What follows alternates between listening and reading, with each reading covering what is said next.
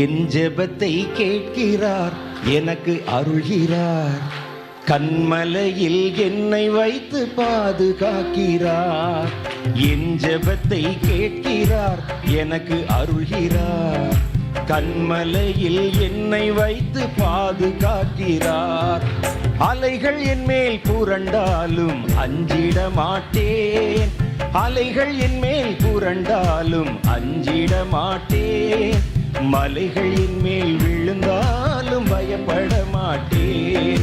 மலைகள் என் மேல் விழுந்தாலும் பயப்பட மாட்டேன். என் ஜெபத்தை கேட்கிறார், எனக்கு அருள்கிறார்.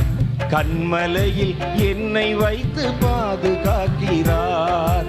என் ஜெபத்தை கேட்கிறார், எனக்கு அருள்கிறார்.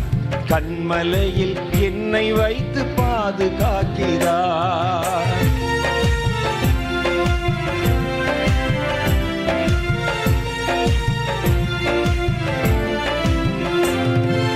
வறண்ட நிலத்தில் நான் நடந்து சென்றாலும், வழியறியாமல் திகைத்து நின்றாலும், வறண்ட நிலத்தில் நான் நடந்து சென்றாலும், வழியறியாமல் திகைத்து நின்றாலும், வருத்தம் தாகம் பசியும் என்னை நெருங்கவில்லையே.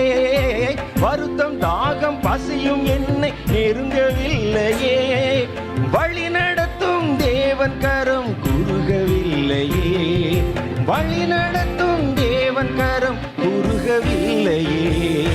என் ஜெபத்தை கேட்கிறார், எனக்கு அருள்கிறார். கண்மலையில் என்னை வைத்து பாதுகாக்கிறார். என் ஜெபத்தை கேட்கிறார், எனக்கு அருள்கிறார். கண்மலையில் என்னை வைத்து பாதுகாக்கிறார்.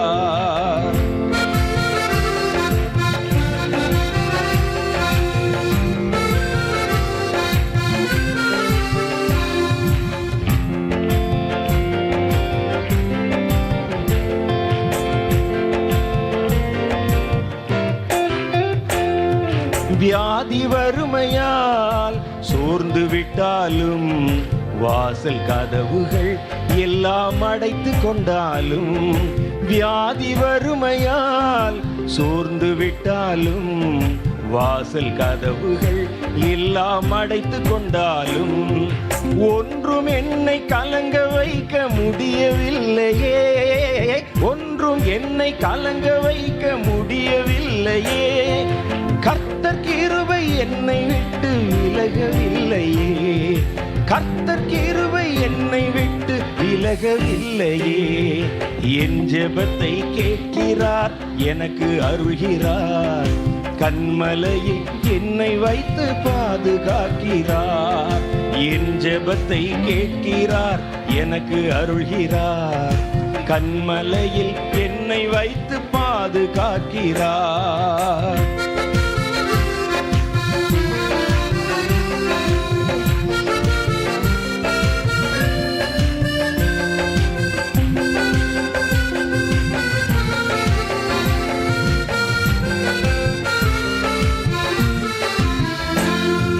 கடலின் அலையில் நான் பயணம் செய்தாலும், காற்றும் புயலுமாய் என்னை எதிர்த்து வந்தாலும், கடலின் அலையில் நான் பயணம் செய்தாலும், காற்றும் புயலுமாய் என்னை எதிர்த்து வந்தாலும், எதுவும் என்னை தடுத்து நிறுத்த முடியவில்லையே.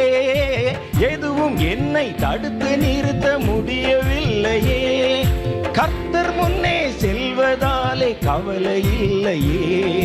கர்த்தர் முன்னே செல்வதாலே கவலை இல்லையே. என் ஜெபத்தை கேட்கிறார், எனக்கு அருள்கிறார். கண்மலையில் என்னை வைத்து பாதுகாக்கிறார். என் ஜெபத்தை கேட்கிறார், எனக்கு அருள்கிறார். கண்மலையில் என்னை வைத்து பாதுகாக்கிறார்.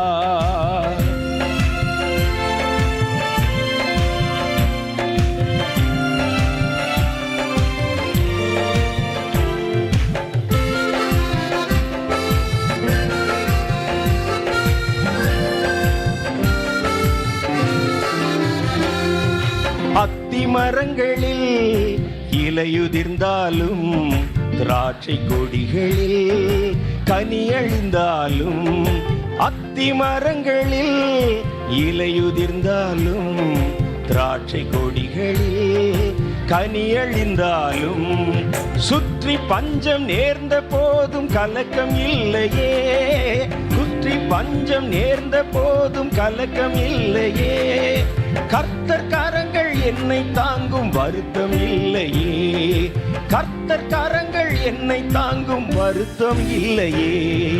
என் ஜெபத்தை கேட்கிறார், எனக்கு அருள்கிறார், கன்மலையில் என்னை வைத்து பாதுகாக்கிறார். என் ஜெபத்தை கேட்கிறார், எனக்கு அருள்கிறார், கன்மலையில் என்னை வைத்து பாதுகாக்கிறார். அலைகள் என் மேல் புரண்டாலும் அஞ்சிட மாட்டேன், அலைகள் என் மேல் புரண்டாலும் அஞ்சிட மாட்டேன், மலைகள் என் மேல் விழுந்தாலும் பயப்பட மாட்டேன், மலைகள் என் மேல் விழுந்தாலும் பயப்பட மாட்டேன். என் ஜெபத்தை கேட்கிறார், எனக்கு அருள்கிறார், ஆமென். கன்மலையில் என்னை வைத்து பாதுகாக்கிறார். இயேசு என் ஜெபத்தை கேட்கிறார், எனக்கு அருள்கிறார், கன்மலையில் என்னை வைத்து பாதுகாக்கிறார். அல்லேலூயா. உண்மையிலே ஆண்டவர் நம்முடைய ஜெபத்தை கேட்கிறாரா? நல்லா தெரியுமா உங்களுக்கு? சரி, உன் சந்தேகம் இல்லையே. சந்தேகம் இல்லாத ஜெபம்தான் கர்த்தரிடத்திலிருந்து பதிலை கொண்டு வரும். கர்த்தர் நமக்கு தந்திருக்கிற ஒரு மிக முக்கியமான ஒரு காரியம், கடைசி காலத்தில் வரப்போகிற ஒரு ரிவைவல், ஒரு எழுப்புதல். இதைத்தான் நம்ம எல்லாம் எதிர்பார்த்து கொண்டிருக்கிறோம். இந்த எழுப்புதல் வந்தால் தான் ஆண்டவருடைய வருகை வர முடியும். அந்த வருகையிலே கர்த்தர் இந்த பூமிக்கு வரும்போது இந்த பூமியை ஆளுகை செய்கிற ராஜாவாக வெளிப்பட போகிறார். முதல் வருகையிலே கர்த்தர் வந்தபோது வெறும் 33 வருஷம்தான் நம்ம நடுவில் அவர் தங்கியிருந்தார். அதுலேயும் 3 வருஷம் தம்முடைய ஊழியத்தை நிறைவேற்றினார். அவர் சார்ந்த அந்த பகுதியில் இருக்கிற கொஞ்சம் பேருக்கு தான் அவரை அறிந்திருந்தார்கள், கொஞ்சம் பேர் தான் அறிந்திருந்தார்கள்.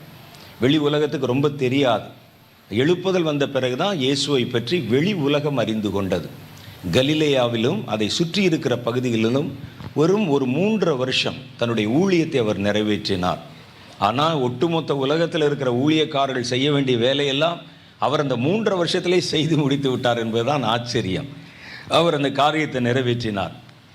இந்த இயேசு மறுபடியும் திரும்ப வருவதாக தம்முடைய சீஷரிடத்திலே சொல்லி போயிருக்கிறார்.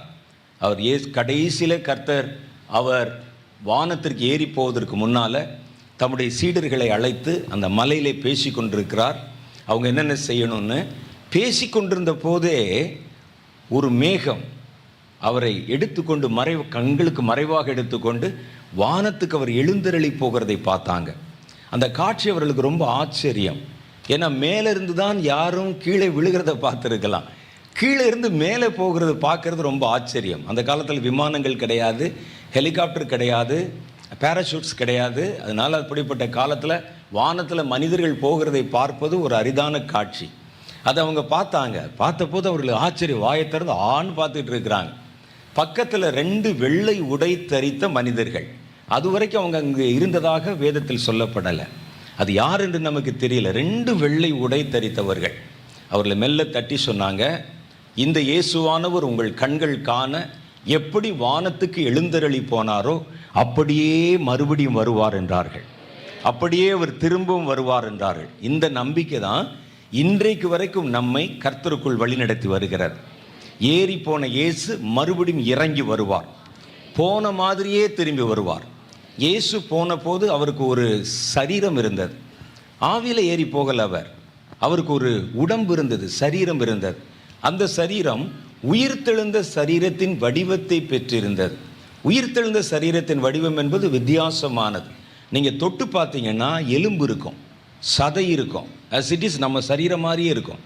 ஆனால் இந்த சரீரத்திற்கு உலகத்தில் இருக்கிற சில கட்டுப்பாடுகள் இருக்கு பாருங்க, இந்த கட்டுப்பாடுகளுக்கு மீறினதாக அது இருக்கும்.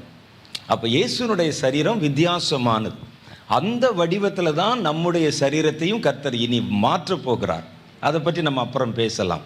அவருடைய சரீரம் எப்படி வித்தியாசமாக இருந்தது அப்படின்னு கேட்டிங்கன்னா, அவருக்கு தொட்டு பார்த்தீங்கன்னா எலும்பு இருக்குது, சதை இருக்குது. அவருடைய சீஷரில் ஒருவர், நான் அவருடைய கையை தொட்டு பார்த்து, அவருடைய விழாவில் கையை போட்டு பார்த்து, காயத்துக்குள்ளே விரலை வச்சு பார்த்தா ஒழிய நான் அது இயேசு என்று நம்ப மாட்டேன், அவர் உயிரோடு எழுந்தார் என்று நம்ப மாட்டேன் என்றார். சீஷர்கள் ஒரு வீட்டுக்குள்ளே பயத்தோட கதவெல்லாம் மூடி அடைத்து காத்திருக்கிறாங்க. திடீரென்று இயேசு அவர்கள் நடுவில் வந்து நின்று உங்களுக்கு சமாதானம் என்றார். அப்போ அந்த சீஷன் அந்த இடத்துல வந்தபோது அவரை அழைத்து என்னை தொட்டு பாருன்னு சொன்னார். தொட்டு பார்த்தா எலும்பு இருக்குது, சதை இருக்குது. ஒரு ஆவிக்கு இப்படிலாம் இருக்காதேன்னு சொன்னார் இயேசு. ஒரு ஆவிக்கு இப்படி இருக்குமா? ஆவியை தொட்டு பார்க்க முடியுமா? பாருங்கள், எலும்பு இருக்குது, மாம்சம் இருக்குது. உன்னுடைய கையை போட்டு பாரு, என் காயத்துக்குள்ளே விரலை வச்சு பாருன்னு சொன்னார். வச்சு பார்த்தா அப்படி இருக்குது. ஆனால் பாருங்கள், கதவு பூட்டி இருக்கு, கதவுக்கு நடுவில் திடீரென்று வந்து நின்று உங்களுக்கு சமாதானம் என்றாராம். அப்போ இது என்ன சரீரம்? கதவு பூட்டி இருந்தால் உங்களாலையும் என்னாலையும் உள்ளே வர முடியாது. நம்முடைய எலும்புக்கும் நம்முடைய மாம்சத்துக்கும் பூட்டி இருக்கிற கதவை தட்டி திறந்தா தான் உள்ளே வர முடியும். ஒரு திருட்டு சாவி போட்டால் திறந்தா தான் வர முடியும், சும்மா அப்படி வர முடியும்? இயேசு திடீரென்று நடுவில் வந்து நின்றார் என்கிறது. அப்போ இந்த சரீரம் என்பது இந்த உலகத்தில் இருக்கிற சரீரத்துக்கு அடுத்த சட்டத்திட்டங்கள் இருக்கு பாருங்க, அந்த இயற்கையின் விதிமுறைகள், இதுக்கு மீறினது, வேறுபட்டது.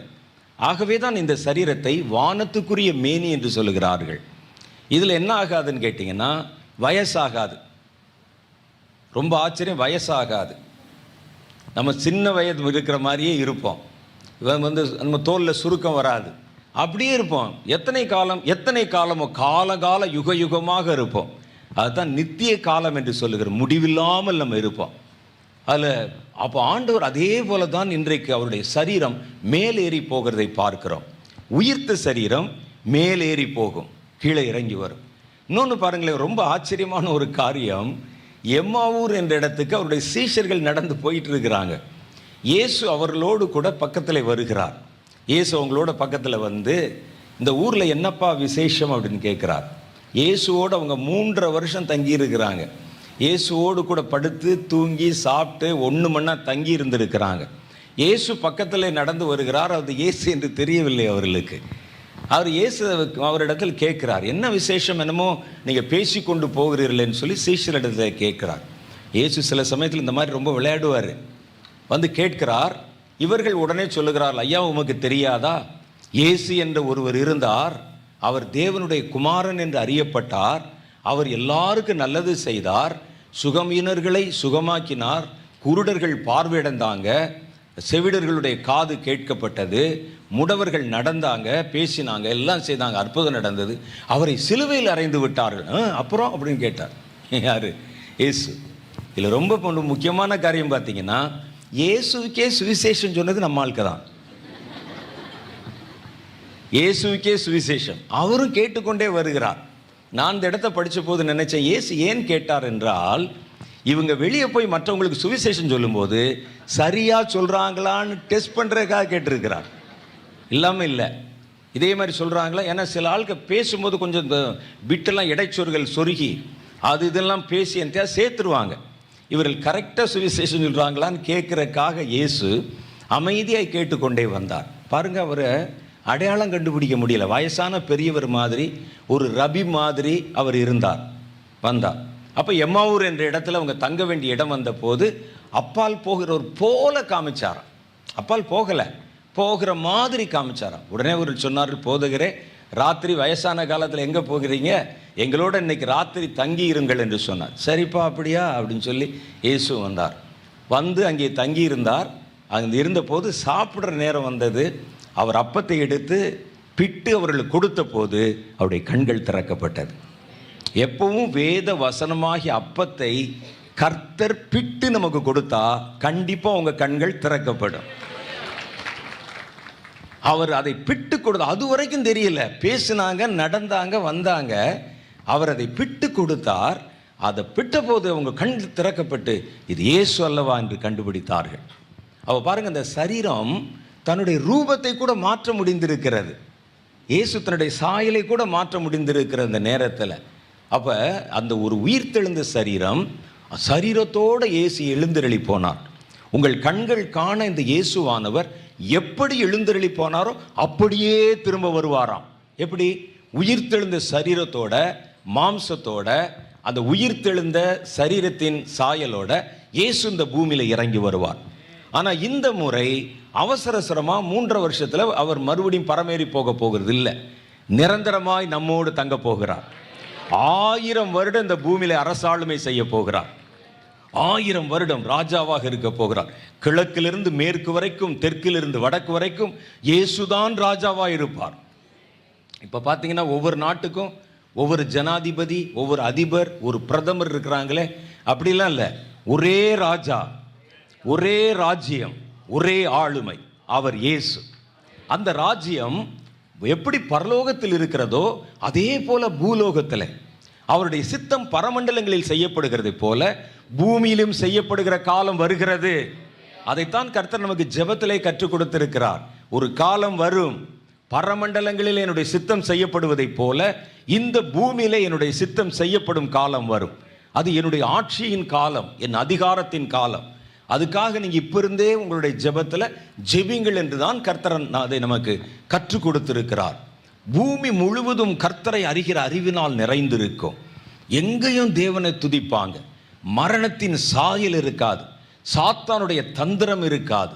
எல்லாவற்றிலும் எல்லாரும் எல்லாம் பெற்றிருப்பாங்க. சந்தோஷமும் சமாதானம் இருக்கும். இருள் என்பதே இருக்காது. அங்கே வியாதியஸ்தனே இருக்க மாட்டான். இயேசுனுடைய ஆட்சி காலத்தில் ஆஸ்பத்திரியே இருக்காது. அதனால ஹாஸ்பிட்டலில் வேலை செய்கிறவங்கள சீக்கிரமாக வேற வேலையை பார்த்துக்குங்க. இயேசு வந்தால் உங்களுக்கெல்லாம் வேலை இல்லை. இயேசுனுடைய ராஜ்யத்தில் ஸ்டெதஸ்கோப் கிடையாது, ஊசி கிடையாது, மருந்து கிடையாது, வேக்சின் கிடையாதுங்க. விடுங்க. எவ்வளோ பெரிய சந்தோஷம்! அதான் பெரிய சந்தோஷம் நமக்கு. நல்ல எப்பொழுதும் நாம் சமாதானமாக இருக்கலாம். 1000 வருடம் இந்த பூமியில். 1000 வருடத்துக்கு பிறகு கர்த்தர் இந்த பூமியை, புதிய பூமியை, புதிய வானத்தை உண்டாக்கி அதை பரலோகத்தோடு இணைத்துக் கொள்ளுவார். நீங்க இங்கிருந்து பரலோகத்துக்குள்ள போகலாம், இங்கே வரலாம். ஆனால் இயேசுதான் நிரந்தரமாக இங்கே ராஜாவாக இருப்பார். அவர் நமக்கு ராஜாவாக இருப்பார். நாம் அவரை ஆராதிப்போம், அவருடைய ஆட்சியை ஏற்றுக்கொள்வோம், நித்திய காலமாக அவரோடு இருப்போம். இந்த வருகை வர வேண்டுமானால் அதுக்கு முன்னால ஒரு எழுப்புதல் வரணும். அப்ப அந்த எழுப்புதல் எவ்வளவு முக்கியம் என்றால், இயேசுனுடைய வருகையோடு இந்த எழுப்புதல் சம்பந்தப்பட்டது. இந்த எழுப்புதல் கர்த்தருக்கென்று வைராக்கியம் பாராட்டுகிற ஒரு கூட்டம் ஜனங்கள், அவருடைய ஆட்சியை எதிர்கொள்ள ஏற்றுக்கொள்ள போகிற ஜனங்கள் அந்த எழுப்புதல்ல பிறப்பார்கள். அது பிறக்காவிட்டால் இயேசு வருவது விருதாவாய் இருக்கும். இயேசு இந்த பூமியில் யாரை ஆளுமை செய்ய முடியும்? அப்ப இப்படிப்பட்ட ஒரு பெரிய சரித்திர நிகழ்வு முன்னெப்போதும் வந்த எழுப்புதல்களை விட பெரிய உயர்ந்த நோக்கமுடைய எழுப்புதல் கடைசி கால எழுப்புதல் தான். அதுல எந்த மாற்று கருத்தும் இல்லை, எந்த சந்தேகமும் இல்லை. இந்த எழுப்புதலை பிறப்பிப்பதற்கு கர்த்தர் சிலரை வித்துக்களாக பயன்படுத்துகிறார். அந்த எழுப்புதல் 2 டைப்பா இருக்குதான். ஒன்று, அந்த எழுப்புதலுக்கு காரணமானவர்களை எழுப்புவது. எழுப்புதல் யார் மூலம் பிறக்க போகிறதோ அவர்கள் தான் எழுப்புதலுக்கு காரணமானவர்கள். அதை கர்த்தர் என்ன சொல்லுகிறார்? விதைகள் என்று சொல்லுகிறார். அவங்க மூலம்தான் அந்த எழுப்புதல் வரும். ஒரு தீர்க்கதரிசியா இருக்கலாம், ஒரு பாஸ்டரா இருக்கலாம், ஒரு ஊழியக்காரராக இருக்கலாம், ஒரு விசுவாசியா இருக்கலாம், ஒரு அப்போஸ்தலராக இருக்கலாம். யார் யாரையெல்லாம் கர்த்தர் அந்த எழுப்புதல் பிறப்பதற்கு காரணமாக பயன்படுத்த போகிறாரோ அவர்களுக்கெல்லாம் என்ன பெயரா? விதைகள் என்று பெயர். விதை. இவர்கள் எழுப்புதலை பிறப்பிக்க போகிற விதைகள். இப்போ முதல்ல கர்த்தர் என்ன செய்ய போறார்? எழுப்புதலை பிறப்பிக்க போகிற விதைகளை கர்த்தர் முதல்ல எழுப்புகிறார். அது தனித்தனி மனிதர்களை குறித்தது. இன்னைக்கு நம்ம பார்க்க போறது என்னன்னா, எழுப்புதலை பிறப்பிக்க போகிற விதைகளான சபைகள். ஒரு சபையவே கர்த்தர் எழுப்புதலுக்கு பயன்படுத்த போகிறார். ஒரு சபையிலிருந்தே அந்த எழுப்புதல் பிறப்பிக்கப்பட போகிறது. ஒரு சபையே ஒரு வித்தாக மாறுகிறது. அந்த சபையில் இருக்கிற அத்தனை பேரையும் கர்த்தர் தம்முடைய எழுப்புதலுக்கு பாத்திரமாக பயன்படுத்த போகிறார். அப்ப அந்த கடைசி கால எழுப்புதலுக்கு கர்த்தர் விதையாக பயன்படுத்துகிற மனிதர்கள் என்னென்ன செய்யணும் அப்படின்னு சில கடமைகள் இருக்கிறது. அதே நேரத்தில் கர்த்தர் தம்முடைய எழுப்புதல் பிறப்பிப்பதற்கு சில சபைகளை பயன்படுத்துவார். அந்த சபைகளிலிருந்து தேவனுடைய எழுப்புதல், கடைசி கால எழுப்புதல் பற்றி படர்ந்து உலகமெல்லாம் அது விருத்தி அடைந்து போகும். பாருங்க, தேசத்தில் அந்நியர்கள் நல்ல விளைச்சல் விளைஞ்சிருக்கும். இஸ்ரேல் தேசத்தில் நல்ல விளைச்சல் விளைகிற நேரத்தில் திருடர்கள் வந்துடுவாங்க. பக்கத்தில் இருக்கிற மீதியானியர்கள் போன்ற ஒரு அமலேக்கியர்கள் போன்றவங்களாம் வந்து அந்த பயிர்கள் விளைந்திருக்கிறதை அறுத்து எடுத்துகிட்டு போயிடுவான். எல்லாத்தையும் யாராவது போய் கேட்டால் குத்தி போட்டு போயிடுவான். எல்லாத்தையும் இவன் வந்து விதைச்சு நீர் பாய்ச்சி நல்ல வயல்களை செழிக்க வைத்திருந்தா திருடர்கள் வந்து எல்லாத்தையும் திருடிட்டு போயிடுவாங்க. பயம் எல்லாருக்கும். திருடர் வந்தால் ஒன்றும் செய்ய முடியாது, கை கட்டித்தான் பார்த்துருக்கணும். அந்த தேசத்தில் அந்த பகுதியில் கிதியோன் என்ற ஒருவருடைய குடும்பம் இருந்தது. கிதியோன் இன்னைக்கு தான் பெரிய ஆள், அன்னைக்கு ஒரு சாதாரண குடும்பம் பயந்துகிட்டு இருக்கிறாங்க. அவர்களுடைய வயல் நிலம் நல்லா விளைஞ்சிருந்தது. தினம் பயம், என்னைக்கு ராத்திரி திருடன் வந்து எல்லாத்தையும் எடுத்துகிட்டு போவானோ, யார் போய் அங்கே காவல் இருப்பது, நமக்கு சண்டை போட தெரியாதே. நீங்கள் பாருங்கள், கர்த்தருடைய பட்டயம் கிதியோனுடைய பட்டயம் என்றாலும் சொல்லப்பட்டிருக்கு. ஆனால் கிதியோன் கையில் பட்டயம் இருந்ததா? ஒரு மண் சட்டி வச்சுக்கிட்டு கர்த்தருடைய பட்டயம்னு சொன்னார். கர்த்தருடைய பட்டயம், கிதியோனுடைய பட்டயம் கண்ணுக்கு தெரியாத பட்டயம், அது கர்த்தருடைய பட்டயம். அதே மாதிரி தான் நம்முடைய பட்டயம் கண்ணுக்கு தெரியாது, ஆனால் ஒரு பட்டயம் செய்கிற எந்த வேலையை விட பயங்கரமான வேலைகள் எல்லாம் அது செய்து முடித்து விடும். அப்போ இந்த கிதியோனுக்கு சண்டையெல்லாம் போட தெரியாது. கிதியோன் என்ன செய்தார்? பயந்து போய் வயல் நிலத்தில் வேகமாக அறுவடை செய்து, நல்ல வேளை ஒருவரும் வரவில்லை. ஒரு சில சமயங்களில் அறுவடை செஞ்சு களஞ்சியத்தில் வச்சா கூட திருடர்கள் திடீரென்று பாய்ந்து அதையும் எடுத்து கொண்டு போய் விடுவார்கள். அப்போ அந்த கதிர் அடிக்கணும். அப்படி அடிக்க நெல் மணிகள் கீழே உதிர ஆரம்பிக்கும். வீட்டுக்கு பின்னால் ஒரு மறைவான இடம், அந்த இடத்துல போய் ஒரு கல் இருக்குது. அந்த கல்லில் யாரும் பார்க்குறாங்களான்னு சுற்றி முற்றி பார்த்துட்டு அந்த விளைந்திருக்கிற அந்த கதிர்களை எடுத்து போரடித்து கொண்டிருக்கிறார். மேலே அப்படியே அடிக்கிறார். யாராவது பார்க்குறான். திடீரென்று ஒரு தேவதூதன் வந்து பராக்கிரமசாலி என்றார். எப்படி இருக்கும் பாருங்க. நானே எவனும் பார்த்துருவானோன்னு பயந்துட்டு, திருடன் வந்துருவானோன்னு பயந்துட்டு கல்லில் போட்டு அடிச்சுக்கிட்டு இருக்கிறேன்.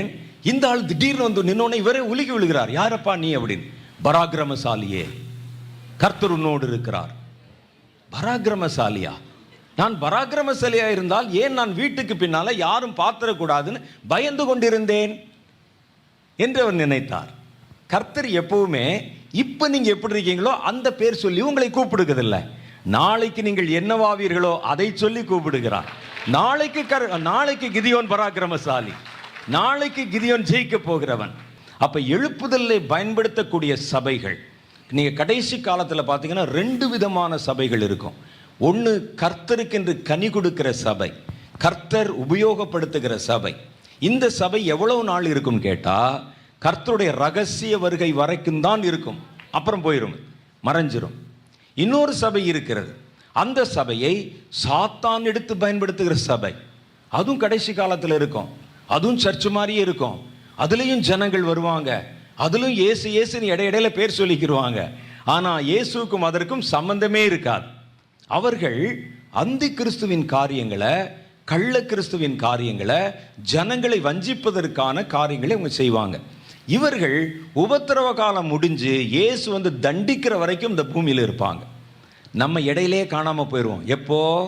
கர்த்தருடைய ரகசிய வருகை வரும்போது இந்த சபைகள் கனி கொடுத்து பின்பு இவைகள் மறைந்து போய்விடும். விளைச்சல் உண்டான உடனே விதைகள் மறைந்து போய்விடும்.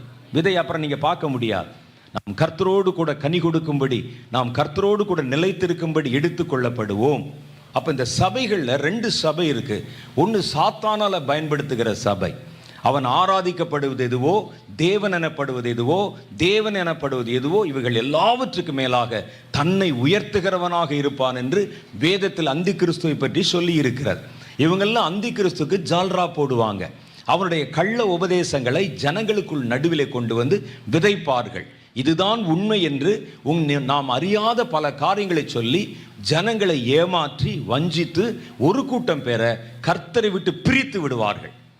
எந்த ஒரு சபை, எந்த ஒரு ஊழியக்காரன், எந்த ஒரு போதகம், எந்த ஒரு பிரசங்கம் இயேசுவை விட்டு உங்களை பிரிக்கிறதோ அது தேவனால் உண்டானதல்ல. ஒரு நல்ல பிரசங்கம், ஒரு நல்ல சபை இயேசுவோடு உங்களை இணைக்கணும், சேர்க்கணும். அப்ப கர்த்தர் பயன்படுத்த போகிற எழுப்புதல் சபை, எழுப்புதலை கர்த்தர் பயன்படுத்த போகிற வித்துக்களை போல பயன்படுத்துகிற சபை, கடைசி கால கடமைகள் அவங்க என்னென்ன செய்யணும், இதைத்தான் நம்ம 1-2 காரியங்களை நம்ம பார்க்க போகிறோம்.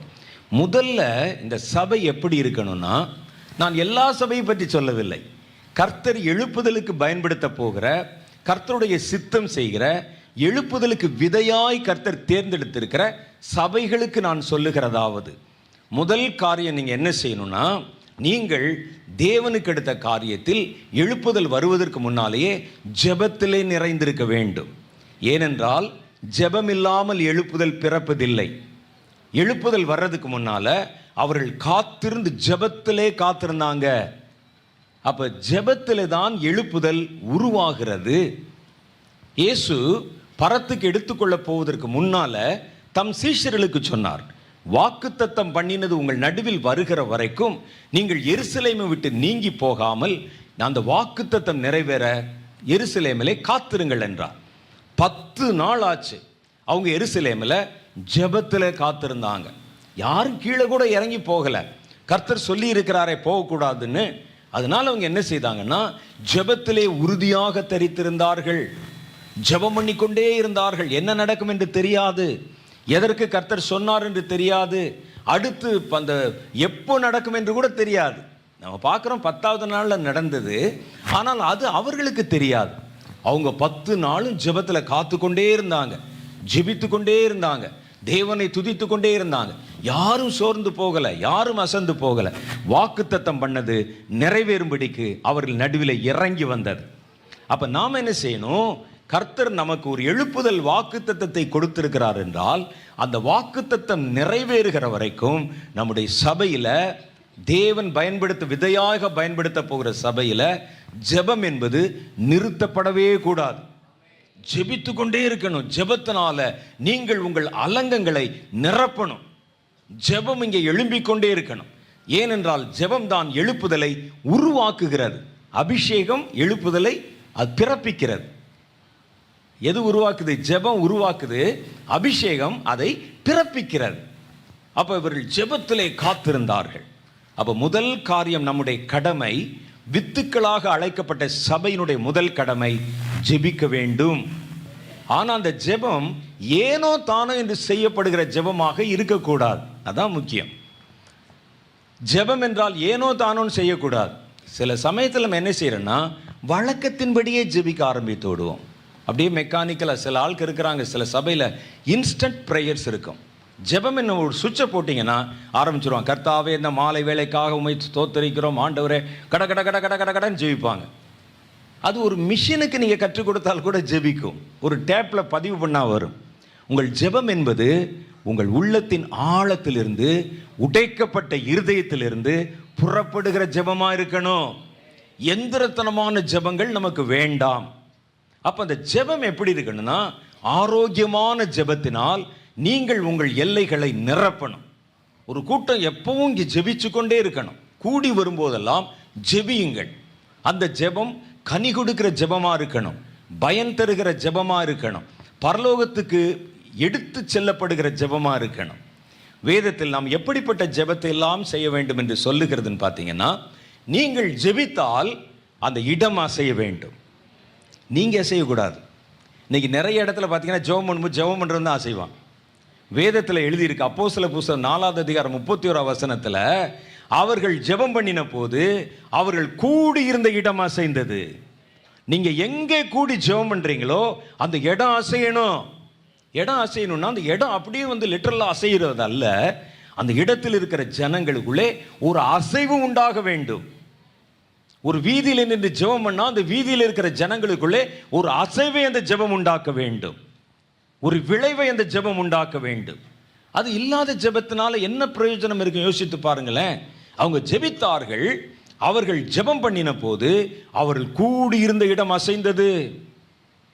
அப்படிப்பட்ட ஜெபம் நமக்கு வேணும். ஒரு 4 பேர் ஒரு வீட்டில் நீங்க ஜெபம் பண்ணீங்கன்னா அந்த வீடு அசையணும். ஒரு வீதியில் நின்று ஜெபம் பண்ணா அந்த வீதி அசையணும், அதை கேட்கிறோட இருதயம் அசையணும். அப்படிப்பட்ட ஜெபம் ஆரோக்கியமான வல்லமையான ஜெபமாக அது புறப்பட்டு வரணும். 2வது பாருங்க, நீங்கள் ஜெபம் பண்ணும்போது பரிசுத்த ஆவியின் வல்லமை வெளிப்படுகிற வண்ணம் இருக்கணும் அந்த ஜெபம். இந்த ஜெபத்தினுடைய பீக் என்னன்னா, நீங்க ஜெபம் பண்ணிட்டீங்கன்னு சொன்னா பரிசுத்த ஆவியின் வல்லமை இறங்கணும் அந்த இடத்துல. நீங்கள் சொல்லலாம், ஒருவேளை நாங்கள் ஜெபம் பண்ணும்போது எங்களுக்கு அந்நிய பாஷை வருது, நாங்கள் அப்படியே கையெல்லாம் ஆடுது பிரதர், அப்படியே எங்கள் நாக்கெல்லாம் குளறுது பிரதர், ஆவியானவர் இறங்குறது நாங்கள் பார்க்குறோம் பிரதர். உங்கள் மேலே இறங்குறது சொல்லலை பிரதர். நீங்கள் ஜெபம் பண்ணும்போது உங்கள் பக்கத்தில் இருக்கிறவர்கள் மேலெல்லாம் அந்த அபிஷேகம் இறங்கணும், அதை சொல்லுகிறேன் நான்.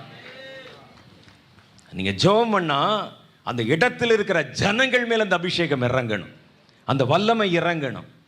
ஏனென்றால் அபிஷேகம் தான், தேவனுடைய அபிஷேகம் தான் ஜெபத்திலே உருவாகிற எழுப்புதலை அது பிறப்பிக்க வைக்கிறது. பாருங்க, ஜெபம் பண்ணிட்டே இருந்தாங்க, அந்த எழுப்புதல் அப்படியே உருவாகி அபிஷேகம் அவர்கள் மேல் இறங்கின போது தான் அந்த ரிவைவல் பிறக்க ஆரம்பித்தது. எங்க? மேலறை வீட்டில். அதே போல தான் பரிசுத்த ஆவி நீங்கள் ஜெபம் பண்ணும்போது, நீங்கள் எங்கே ஜெபம் பண்ணுறீங்களோ அந்த இடத்துல இருக்கிறவர்கள் மேலே இறங்கணும். அது தேவனுடைய வல்லமை வெளிப்படுகிறது என்று சொல்லப்படுகிறது. பரிசுத்த ஆவி அருளப்படும் வண்ணம் இருக்கணும் உங்கள் ஜெபம். ஜெபம் எப்படி இருக்கணுமா? பரிசுத்த ஆவி மற்றவர்களுக்கு அருளப்படுகிற வண்ணம் இருக்கணும். சிலருடைய அனுபவம் எப்படி இருக்குன்னா, அவங்க ஜெபம் பண்ணால் அவர்கள் மேலே அந்த அபிஷேகம் இறங்கும், அது பெருசு இல்லை. நீங்கள் ஜெபம் பண்ணால் உங்கள் பக்கத்தில் இருக்கிறவர்கள் மேலே அந்த அபிஷேகம் இறங்கணும். நான் கல்லூரியிலே 2வது வருஷம் படித்து கொண்டிருந்த போது நான் ரட்சிக்கப்பட்டேன். என் சாட்சியை நீங்கள் பல இடத்துல கேட்டிருப்பீங்க. கல்லூரியில் நான் சேர்ந்த புதுசில் நான் கடவுள் இல்லை என்று சொல்லுகிற ஒரு மறுப்பு இயக்கத்தில், கட்சியில் நான் அங்கத்தினனாக இருந்தேன் கல்லூரியில். அப்போ நான் சொல்லுவது 1976, 75 அப்போது கல்லூரியில் நான் படித்து கொண்டிருந்த போது, 2வது வருஷம் படித்து கொண்டிருந்த போது தான் முதல் முறையாக நான் இயேசுவை ஏற்றுக்கொண்டேன். அதுக்கு முன்னால் குடித்து வெறிச்சு எங்கள் கட்சியில் சேர்ந்து கல்லெல்லாம் விட்டு 3 தடவை ஜெயிலுக்கெல்லாம் போய், நான் அதுக்கு பிறகு கட்சிக்காக ஜெயிலுக்கெல்லாம் போய் அரசியல் கைதியாக போய் 2 நாளில் திரும்பிடுவோம் வீட்டுக்கு. அப்படிலாம் வந்து காலேஜில் ஸ்ட்ரைக்கெல்லாம் நடத்தி எல்லாம் பண்ணி, அதற்கு பிறகு என்னுடைய நண்பர்களோடு நான் சேர்ந்து பல லாகிரி வஸ்துக்களுக்கு அடிமையாகி உடம்புல ஊசியெல்லாம் போட்டு நிறைய போதைப் பொருட்களை உபயோகப்படுத்தி இருந்த காலத்தில் தான் கர்த்தர் என்னை சந்தித்தார். 2வது வருஷத்தில் கர்த்தரை நான் கண்டு கொண்டேன். எனக்கு நண்பர்கள் கிறிஸ்தவர்கள் யாருமே கிடையாது எங்கள் ஊரில். அந்த காலத்தில் சபைகளும் கிடையாது. எங்கள் ஊரில் ஒரு கேத்தலிக் சர்ச் இருக்கும் ராமநாதபுரத்தில், நான் ரட்சிக்கப்பட்ட புதுசில். ஒரு சிஎஸ்ஐ சர்ச் இருக்கும், ஒரு சிபிஎம் சர்ச் இருக்கும். இப்போ டிபிஎம் என்று மாற்றி விட்டார்கள், சிபிஎம் சர்ச் இருக்கும். இந்த 3 சர்ச்சு தான், வேறு சர்ச் இருக்காது. கிறிஸ்தவர்கள் ரொம்ப குறைவு, இஸ்லாமியர்கள் தான் ஜாஸ்தி எங்கள் ஊரில். அப்போ அதில் நான் பார்த்த பொழுது எனக்குன்னு ஜெபம் பண்ண கூட ஆட்கள் யாருமே இல்லை. நான் என்ன செய்வது என்று எனக்கு ஒன்றும் புரியவில்லை. என்னுடைய நண்பர்கள் எல்லாம் சிகரெட் பிடிப்பான், குடிப்பான், எல்லாம் செய்வான் என்னுடைய நண்பர்கள். வேறு நல்ல நண்பர்கள் யாரும் இல்லை. நான் என்ன செய்வது என்று யோசித்தேன். நமக்கு ஒரு ஃபெல்லோஷிப் இருந்தால் நல்லாயிருக்கும், ஆனால் என்ன செய்வது என்று நான் யோசித்து, நான் ஒரு காரியத்தை சிந்தித்தேன். நம்ம என்ன செய்யணும்? முதல்ல நம்முடைய நண்பர்களை மாற்றி விட்டால் போதும். ஏன்னா இவன் தான் நம்ம கூடவே இருக்கிறவன். நம்ம கொஞ்ச நாள் விட்டால் மறுபடியும் நம்மை பழைய பாவத்திற்கே இழுத்து கொண்டு போனாலும் போய்விடுவார்கள். அதனால் எப்படியாவது நம்முடைய நண்பர்களுக்கு இதை பற்றி சொல்லணும் அப்படின்னு என்னுடைய மனதிலே ஒரு யோசனை வந்தது. அப்போ நான் என்ன செய்தேன்? எப்பொழுதுமே நண்பர்களுக்கு சொல்லணும்னா அவர்கள் கூட்டமாக இருக்கும்போது சொல்லக்கூடாது. கூட்டமாக இருக்கும்போது சொன்னால் ஒருத்தன் கேலி செய்து கொண்டே இருப்பார்கள். நான் என்ன செய்வேன் என்றால், என்னுடைய நண்பர்களை தனித்தனியாக பிடிப்பேன். யாரையாவது பார்த்து சொல்லுவேன், இப்போ நீ சிகரெட் பிடிக்கிறியே, உனக்கு யார் சொல்லி கொடுத்தான்னு கேட்பேன். மேக்சிமம் நான் தான் சொல்லி கொடுத்துருப்பேன். நீ தாண்டா சொல்லி கொடுத்த அப்படின்னு சொல்லுவாங்க. இப்போ நீ குடிக்கிறியே, யார் உனக்கு சொல்லி கொடுத்தா அப்படின்னு கேட்பேன். நீ தாண்டா அப்படின்னு சொல்லுவாங்க, என்னை சொல்லுவாங்க. பாரு, உனக்கு எல்லாம் சொல்லி கொடுத்த நான் திடீரென்று எல்லாவற்றையும் நிறுத்தி விட்டேன்னா, ஏன் நிறுத்தினாயின்னு ஏன் நீ ஒரு வார்த்தை கூட என்கிட்ட கேட்கலன்னு கேட்பேன். நான் சொல்லுவேன், ஆமாம், ஏன் குடிக்கல அப்படின்னு கேட்பான் அவன். அப்போ உடனே நான் இயேசுவை சந்தித்ததும், இயேசு என்னை சந்தித்ததும், கர்த்தர் என்னை அழைத்ததும் தெரிந்து கொண்டதையும் சாட்சியாக சொல்லுவேன். ஏன் நீ ஒரு தடவை இயேசுவை முயற்சி பண்ண பார்க்கக்கூடாதுன்னு சொல்லுவேன். உடனே அவன் என்ன செய்தான்? என்னுடைய நண்பன் ஒருவன் அவன் சொன்னான், அப்படியா, அதுக்கு என்ன செய்யணும் அப்படின்னு கேட்டான். வா, நான் ஜெபம் பண்ண போகும்போது நீ கூட வா, நம்ம 2 பேரும் சேர்ந்து ஜெபம் பண்ணுவோம் என்றேன். இதில் என்ன பெரிய வேடிக்கைனா, எனக்கு ஜெபமே பண்ண தெரியாது. அபிஷேகமெல்லாம் பெற்றுட்டேன், இப்படி கண்ணை மூடி இப்படி உட்கார்ந்துருப்பேன். அவன் சொன்னான், அவன் தெரியாது, அவன் வேறு மதத்தை சேர்ந்தவன். எங்கள் ஊரில் ஒரு ஸ்கூல் இருக்கிறது, டாக்டர் அப்துல் கலாம் படித்த ஸ்கூல், அது ஸ்வாட்ஸ்னு பேர். அதில் ஒரு மைதானம் இருக்கிறது. அந்த மைதானத்தில் சாயந்தரத்தில் ஒரு 7 மணிக்கு மேலே பார்த்தா இருட்டாக இருக்கும், ஒருத்தர் இருக்க மாட்டாங்க. ஆனால் அங்கே போய் நம்ம 2 பேரும் ஜெபம் பண்ணணும்னு சொல்லி அவனை அங்கே அழைத்து கொண்டு போய்விட்டேன். நான் இங்கே முழங்கால் போட்டிருக்கிறேன், அவன் அங்கே முழங்கால் போட்டிருக்கிறான். என்ன செய்வது என்று தெரியல. நான் என்னடா செய்யணும்னு கேட்டான். எனக்கே என்ன செய்வது தெரியல, நான் எப்படி உனக்கு சொல்வது, நான் என்ன செய்கிறேனோ அதே மாதிரி செய் அப்படின்னு சொன்னேன். நான் முழங்கால் போட்டேன், அவனும் திருன்னு முடிச்சுட்டு முழங்கால் போட்டான். எனக்கு வார்த்தை சொல்லி ஜெபம் பண்ண தெரியாது. நான் கிறிஸ்தவரோட ரொம்ப பழகலை. அப்போல்லாம் நான் கிறிஸ்தவ குடும்பத்தில் பிறந்தாலும் என்னுடைய குடும்பத்தில் கிறிஸ்துவ விட்டு நான் ரொம்ப தூரமாக விலகி போயிட்டு இருந்த காலம். அப்போ நான் அப்படியே கண்ணை மூடி இப்படியே உட்காந்துக்கிட்டே இருந்தேன். ஜெபம் முடிஞ்சிருச்சுன்னு சொன்னால் நான் என்ன ஆமன் கூட சொல்ல தெரியும், சொல்லுவேன். முடிஞ்சிருச்சுன்னு அர்த்தம் என்றேன். சரி, அப்போ நான் என்ன செய்யணும், நீ சொல்லிட்டு எந்திரிச்சிருன்னு சொன்னேன். 2 பேரும் எதிர முழங்கால் போட்டு அப்படியே உட்காந்துருந்தோம். அப்படியே என் மனசுக்குள்ளே எனக்கு ஏன்னா கோர்வையாக பேசி ஜெபம் பண்ணி தெரியாதுல்ல, புதுசு தானே, இதுவும் சர்ச்சு பக்கமே போகாத ஆள், திடீர்னு எனக்கு எப்படி ஜெபம் பண்ண தெரியும். 2 பேரும் அப்படியே உட்காந்துக்கிட்டே இருந்தோம். கொஞ்ச நேரம் திடீர்னு ஓன்னு ஒரு சத்தம் கேட்டது. என்னடா அப்படின்னு பார்க்குறேன். நான் சும்மா இருக்கிறேன், அவன் அழுகிறான். திடீர்னு ஓன்னு அழுதான். ஏன் அழுகிறான்னு தெரியல. சார் அழட்டும்னு சொல்லிட்டு விட்டுட்டேன். கொஞ்ச நேரத்தில் மறுபடியும் கையெல்லாம் அப்படி ஆடினது. திடீர்னு வந்து கத்தி, ஒருவனை கத்தியில் குத்துனா எப்படி உருண்டு விழுவானோ அது மாதிரி உருள ஆரம்பிச்சிட்டான். உருண்டு என்னென்னமோ பேசுகிறான், கத்துகிறான், சத்தம் போடுகிறான். அது பக்கத்தில் காம்பவுண்ட் பக்கத்தில் ரோடு இருக்குது. ரோட்டில் போனவங்க அங்கேருந்து எட்டி பார்க்குறாங்க, ஏதோ கொலை நடந்துருச்சு போல இருக்குது. என்னடா பெரிய சத்தம் கேட்குதுன்னு பார்க்குறாங்க. வந்து 2 கையும் எடுத்து தரையில் அடிக்கிறான். ஏசு நிற்கிறார், நான் பார்க்குறேன் அப்படின்னு சொல்கிறான். அவனுக்கு சொல்ல வரல, பேச வரல, அந்நிய பாஷை பேசுகிறான். கட அந்நிய பாஷை பேசுகிறான். மயக்கம் போட்டு கீழே விழுகிறான். எனக்கு என்ன செய்வது என்று தெரியல. நான் ஜெபமே பண்ணலை ஆண்டவரே, சும்மா தான் நின்று கொண்டிருக்கிறேன். அந்த அபிஷேகம் அவன் மேல் இறங்கிற்று. அவன் உடனே சந்திக்கப்பட்டான். அன்று எப்படி இருக்குன்னு கேட்டேன். எனக்கு என்னமோ சொல்ல தெரியல, ஒரு புது சந்தோஷம். ஏசு தாண்டா உண்மையான கடவுள். எனக்கு சொல்ல ஆரம்பித்தேன், ஏசு தாண்டா உண்மையான கடவுள் அப்படின்னா. எனக்கும் ஜெபம் பண்ண தெரியாது. அப்போ நாங்கள் இப்போ 2 பேர் ஆகிட்டோம். இது எப்போ நான் அபிஷேகம் பண்ணப்பட்ட 1 வாரத்தில் நடந்தது. உடனே நாங்கள் 2 பேரும் சேர்ந்துட்டோம். அடுத்து யாரை குறி வைக்கலாம்னு கேட்டேன். அவன் சொன்னான், அவன் இருக்கிறான் நம்ம ஃப்ரெண்டு, ரொம்ப திக்கு ஃப்ரெண்டு.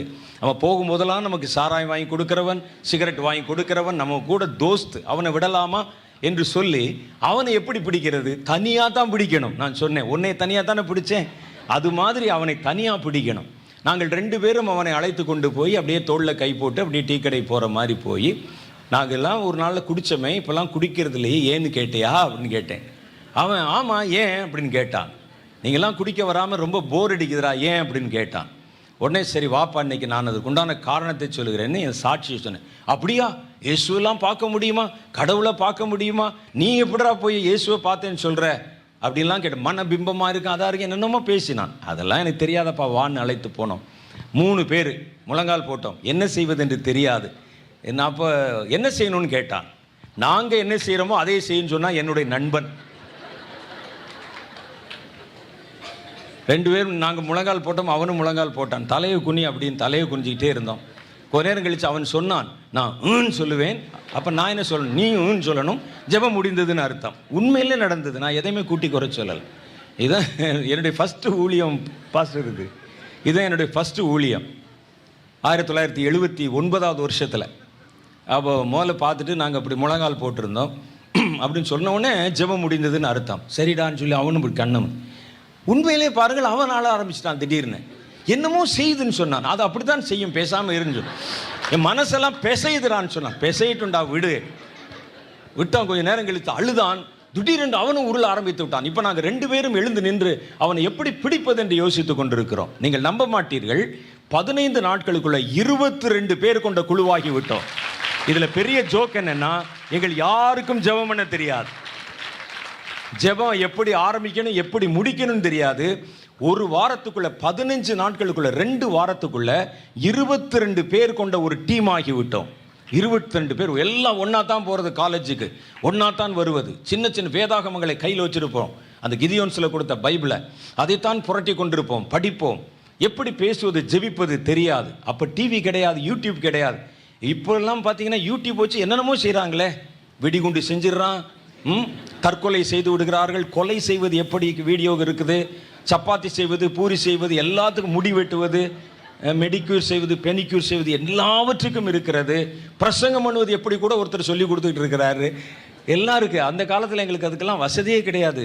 ஃபீபார் ரேடியோ என்று ஒரு ரேடியோ இருக்கும். அதில் தான் எப்போவாவது கிறிஸ்தவ செய்திகள் வரும் காலை நேரத்தில். அதுவும் கேட்பதற்கு எங்களுக்கு வசதி கிடையாது. அப்போ இப்படியே போய் கொஞ்சம் கொஞ்சமாக ஜெபிக்க கற்றுக்கொண்டு நாங்கள் ஒரு சின்ன ஜெபக்குழுவாய் மாறினோம். அப்போ எங்கள் காலேஜை ஒட்டி ஒரு ஹாஸ்டல் ஒன்று இருந்தது. அந்த ஹாஸ்டலில் இருக்கக்கூடிய பசங்க அவங்களுக்குள்ள ஒரு சின்ன ஜெபக்குழு இருந்தது. அவங்க என்ன சொன்னாங்கன்னா, இவர்கள் யாரோ புதுசாக இயேசுவை ஏற்றுக்கொண்டு ஒரு 22 பேர் ஒன்றா போகிறான், 22 பேர் ஒன்றா வர்றான். இவர்களை ஒரு நாள் நம்ம இடத்துக்கு அழைப்போம் என்று சொல்லி அழைச்சாங்க. அங்கே நாங்கள் போய் யார் பிரசங்கம் பண்ண போறீங்கன்னு கேட்டாங்க. யாரும் பிரசங்கம் பண்ண மாட்டோம். அது ஒரு சின்ன டீமு எங்கள் காலேஜ் ஹாஸ்டலுக்குள்ளே இருக்குது. ஸ்டான்லி என்னை வச்சு நடத்திட்டு இருக்கிறாங்க அந்த டீம். அவங்களுக்கு சொல்லி கொடுத்துருப்பாங்க போல, எங்களுக்கு தெரியலை. ஆனால் நாங்கள் அந்த 22 பேர் ஒன்றா போகிறத பார்த்தா அவர்களுக்கு என்னவோ பெரிய மஸ்கட்டியர்ஸ் மாதிரி தெரியுது. வாங்க அப்படின்னு சொல்லி அழைத்து கொண்டு போய் எங்களை ஒரு நாள் ராத்திரி நம்ம ப்ரேயர் பண்ணுவோம் சாயந்தரம் எங்கள் ஹாஸ்டல்னு எல்லாம் உட்கார வச்சு, இந்த 22 பேரில் யார் தலைவர், யார் பிரசங்கம் பண்ணுவீங்க கேட்டான். யாரும் பிரசங்கம் பண்ண மாட்டோம். யார் ஜெபம் பண்ணுவீங்க? யாரும் ஜெபம். அப்போ என்ன தாங்க பண்ணுவீங்க? நாங்கள் என்ன பண்ணுறோமோ அதையே நீயும் பண்ணு. ப்ராமிஸாக இது நடந்தது. அப்படியே என்ன பண்ண போகிறானுங்கன்னு தெரியலையே. எல்லாம் அந்த பெரிய ஹாஸ்டலில் இவ்வளோ பெரிய நல்ல ஒரு பெரிய ரூம், இந்த ரூமு எல்லாம் அப்படி எல்லாம் உட்காந்துருக்குறாங்க. நாங்கள் எல்லாம் அப்படி முழங்கால் போட்டோம். அப்படி என்ன செய்யணும் அப்படின்னு கேட்டாங்க. நாங்கள் ஜெபம் முடிந்ததுக்கு அடையாளமாக சொல்லுவோம், நீங்களும் சொல்லணும்னு சொன்னோம். உண்மையிலேயே அன்றைக்கு அவர்கள் அபிஷேகம் பண்ணப்படவில்லை, ரட்சிக்கப்பட்டிருந்தாங்க. அது கிட்டத்தட்ட ஒரு 31, 32 பேர் இருக்கும். அவ்வளோ பேர். நாங்கள் எல்லாம் அப்படி நின்று கொண்டிருக்கிறோம். அப்படியே மனசுக்குள்ளே ஜெபம். ஏன்னா வார்த்தை சொல்லி ஜெபம்னு தெரியாது. கொஞ்ச நேரம் கழிச்சு அந்நிய பாஷை பேசுகிறோம், கடன்னு. கொஞ்ச நேரம் கழிச்சு பார்க்குறோம் அந்த 32 பேர் அந்நிய பாஷை பேசுகிறான். அப்போ அங்கே ஒரு 30, நாங்கள் ஒரு 22, 52 பேர் கொண்ட ஒரு குழுவாய் மாறிவிட்டோம். நீங்கள் ஜெபம் பண்ணும்போது பரிசுத்த ஆவியானவர் இறங்கணும், அந்த இடத்தில் இறங்கணும். இறங்கினார். நான் என் ஊழியத்தில் நான் பார்த்துருக்கிறேன். பரிசுத்த ஆவியானவர் இறங்கினார். எனக்கு பேச தெரியாது, ஜெபிக்க தெரியாது, சுவிசேஷத்தை அது சுத்தமாய் சொல்ல தெரியாது. கர்த்தர் என்னை அழைத்தார், என்னை அபிஷேகம் பண்ணினார். நாங்கள் சும்மா தான் போய் நின்றோம். கர்த்தர் அவர்களை நிரப்பினார். வேதம் சொல்லுகிறது, பரிசுத்த ஆவி அருளப்படுகிற வண்ணம் உங்கள் ஜெபம் இருக்க வேண்டும். நீங்க ஜெபம் பண்ணி முடிக்கிறதுக்குள்ள உங்க ஜெபத்தை கேட்டவன் மேல கர்த்தருடைய வல்லமை இறங்கணும். ஏன் அது நடக்காது? என் வாழ்க்கையில் நடந்தது, நான் பார்த்தேன். ஆமேன் சொல்ல தெரியாத என்னை கர்த்தர் பயன்படுத்தினார். ஏன் கர்த்தர் உங்களை பயன்படுத்த முடியாது? அந்த 22 பேர்ல 2 பேர் மரித்து விட்டார்கள். 20 பேர் இன்னைக்கும் ஊழியத்தில் இருக்கிறாங்க. 20 பேர் இன்னும் ஊழியத்தில், ஒருவனும் பின்மாறவில்லை. அவரவருடைய ஊழியத்தை செய்து கொண்டிருக்கிறோம் நாங்கள். அப்ப கர்த்தர் இன்றைக்கும் ஜீவிக்கிறார் என்பதை நம்ம அடையாளப்படுத்தணும். அப்போஸ்தலர் புஸ்தகம் 8வது அதிகாரம் 16வது வசனத்தில் பாருங்க. அவர்கள் பரிசுத்த ஆவியை பெற்றுக்கொள்ளும்படி அவர்களுக்காக ஜெபம் பண்ணி அவர்கள் மேல் கைகளை வைத்தார்கள். அப்பொழுது அவர்கள் பரிசுத்த ஆவியை பெற்றுக்கொண்டார்கள். உங்க மூலம் பரிசுத்த ஆவியானவர் மற்றவர்களுக்குள்ளே, தேசத்துக்குள்ள, ஜனங்களுக்குள்ள, சபைகளுக்குள்ள பரவுகிற அனுபவத்தை கொண்டிருக்கணும். உங்களுக்குள்ளே கர்த்தர் கொடுத்த அபிஷேகம் மற்றவர்களுக்குள்ளே பரவணும். உங்க ஜெபம் அதை நிறைவேற்றணும். அப்படிப்பட்ட ஜெபங்கள் தான் இன்றைக்கு நமக்கு வேண்டும்.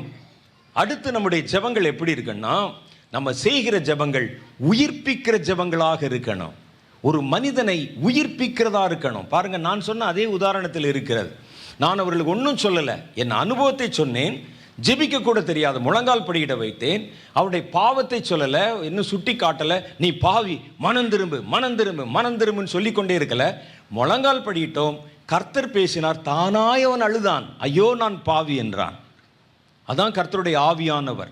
உங்களுடைய ஜெபம் உயிர்ப்பிக்கிற ஜெபமா இருக்கணும். இப்படியெல்லாம் ஜெபிக்க முடியாவிட்டால் நம்ம எதற்காக ஜெபிக்கணும்? நம்ம பண்ணுகிற ஜெபம் ஒரு விளைவை உண்டு பண்ணணும், ஒரு அசைவை உண்டு பண்ணணும், ஒரு ஆசீர்வாதத்தை உண்டு பண்ணணும், ஒரு நம்பிக்கையை உண்டு பண்ணணும். இல்லாவிட்டால் அந்த ஜெபத்தில் என்ன பிரயோஜனம்? அடுத்த காரியம் பாருங்க. உங்கள் ஜெபம் கட்டப்பட்டிருக்கிற மனிதர்களை கட்டவிழ்க்கிறதாகவும் விடுவிக்கப்படாத மனிதர்களை விடுவிக்கிறதாகவும் இருக்க வேண்டும். உங்கள் ஜெபம், நீங்கள் ஜெபம் பண்ணீங்கன்னா, நீங்கள் சொன்னீங்கல்ல, நான் முதல்ல இப்போ இது பிரசங்கம் ஆரம்பிக்க முன்னால் கேட்டேன்ல, உங்கள் ஜெபத்தை கர்த்தர் கேட்கிறாரான்னு கேட்டேன்ல. நீங்கள் என்ன சொன்னீங்க? ஆமான்னு சொன்னீங்கல்ல. உங்கள் ஜெபத்தை கர்த்தர் கேட்டால் இந்த அடையாளமெல்லாம் நடக்கணும். உங்கள் ஜெபத்தை கர்த்தர் கேட்டார் என்பதற்கு என்ன அடையாளம்? கேட்டாரா கேட்கலையா என்ன அடையாளம்? நமக்கு தெரியணும்ல. நம்ம பாருங்க, கர்த்தர் கேட்டாலும் சரி கேட்கலனாலும் சரி வழக்கத்தின்படி ஜெபித்து கொண்டே இருப்போம். ஆண்டவர் நீ கேட்டாலும் சரி கேட்கலனாலும் சரி அந்தி சந்தி மத்தியான நேரத்தில் வருவேன், ஜெபிப்பேன், போய்விடுவேன். நான் கேட்கவே இல்லையப்பா உன் ஜெபத்தை, அது எனக்கு கவலை இல்லை. என் கடமை நான் செய்வேன், வருவேன், அது சொல்லி கொடுத்த மாதிரி கடன் ஜெபம் பண்ணேன், போய்விடுவேன். நீங்கள் என்னைக்காவது என்னுடைய ஜெபம் கர்த்தரால் கேட்கப்படுகிறதான்னு நீங்கள் யோசிச்சு பார்த்துருக்கீங்களா? என் ஜெபம் கேட்கப்படுதா? இதுதான் நான் என்னுடைய செய்தியில் பல தடவை சொல்லியிருக்கிறேன். ஒரு ஃபோனில் பேசும்போதே பல தடவை கேட்குதான்னு கேட்டு தானே பேசுகிறீங்க. ஒரு ஃபோனில் பேசுனா, ஒரு மொபைல் எடுத்தால் என்ன பேசுவீங்க? பிரதர் நான் சொல்ல கேட்குதில்ல, கன்ஃபார்ம் பண்ணிக்கிடுவீங்க. கேட்கலைன்னா வெளியே வந்து நின்று பேசுகிறேன், கேட்குதான்னு பார்க்குறேன்னு சொல்கிறீங்கள. அல்லது நான் கொஞ்சம் தள்ளி சிக்னல் கிடைக்கல போல, சரி அங்கே வந்து பேசுகிறேன்னு சொல்கிறீங்கள. என்னைக்காவது நீங்கள் ஜெபம் பண்ணும்போது கர்த்தாவே நான் பண்ணுற ஜெபம் கேட்குதான்னு கேட்டிருக்கீங்களா? உங்கள் ஜெபம் கேட்குதான்னு கன்ஃபார்ம் பண்ணிட்டு ஜெபம் பண்ணியிருக்கீங்களா? என்னைக்காவது? ஃபோனில் மாத்திரம் அத்தனை தடவை கேட்குறீங்களே, கன்ஃபார்ம் பண்ணுறீங்களே. பேசுகிற கேட்குதா? குறன்னு கேட்குதே, விட்டு விட்டு கேட்குதே, மறுபடியும் அதை சரி செய்து விட்டு தானே பேசுகிறீர்கள். உங்கள் ஜெபம் கேட்டால் உங்கள் ஜெபம் இந்த விளைவுகளை எல்லாம் உண்டு பண்ண வேண்டும். அதுதான் ஆரோக்கியமான ஜெபம். நீங்கள் ஜெபிக்கும் போது அந்த இடம் அசைய வேண்டும். உங்கள் ஜெபத்தை கேட்கிறவன் அசையணும், உங்கள் சபை அசையணும், சபையிலே புதிதாக வருகிற ஜனங்கள் அசையணும், பரிசுத்த ஆவியின் வல்லமை இறங்கி வரணும். உங்க மேல மாத்திரம் இல்லை, உங்க ஜெபத்தை கேட்கிற அத்தனை பேர் மேலும் அந்த வல்லமை இறங்கி வரணும். அடுத்து பாருங்க, உங்க ஜெபத்தை கேட்கிறவர்கள் விடுவிக்கப்பட வேண்டும், கட்டுக்கள் அறுக்கப்பட வேண்டும்.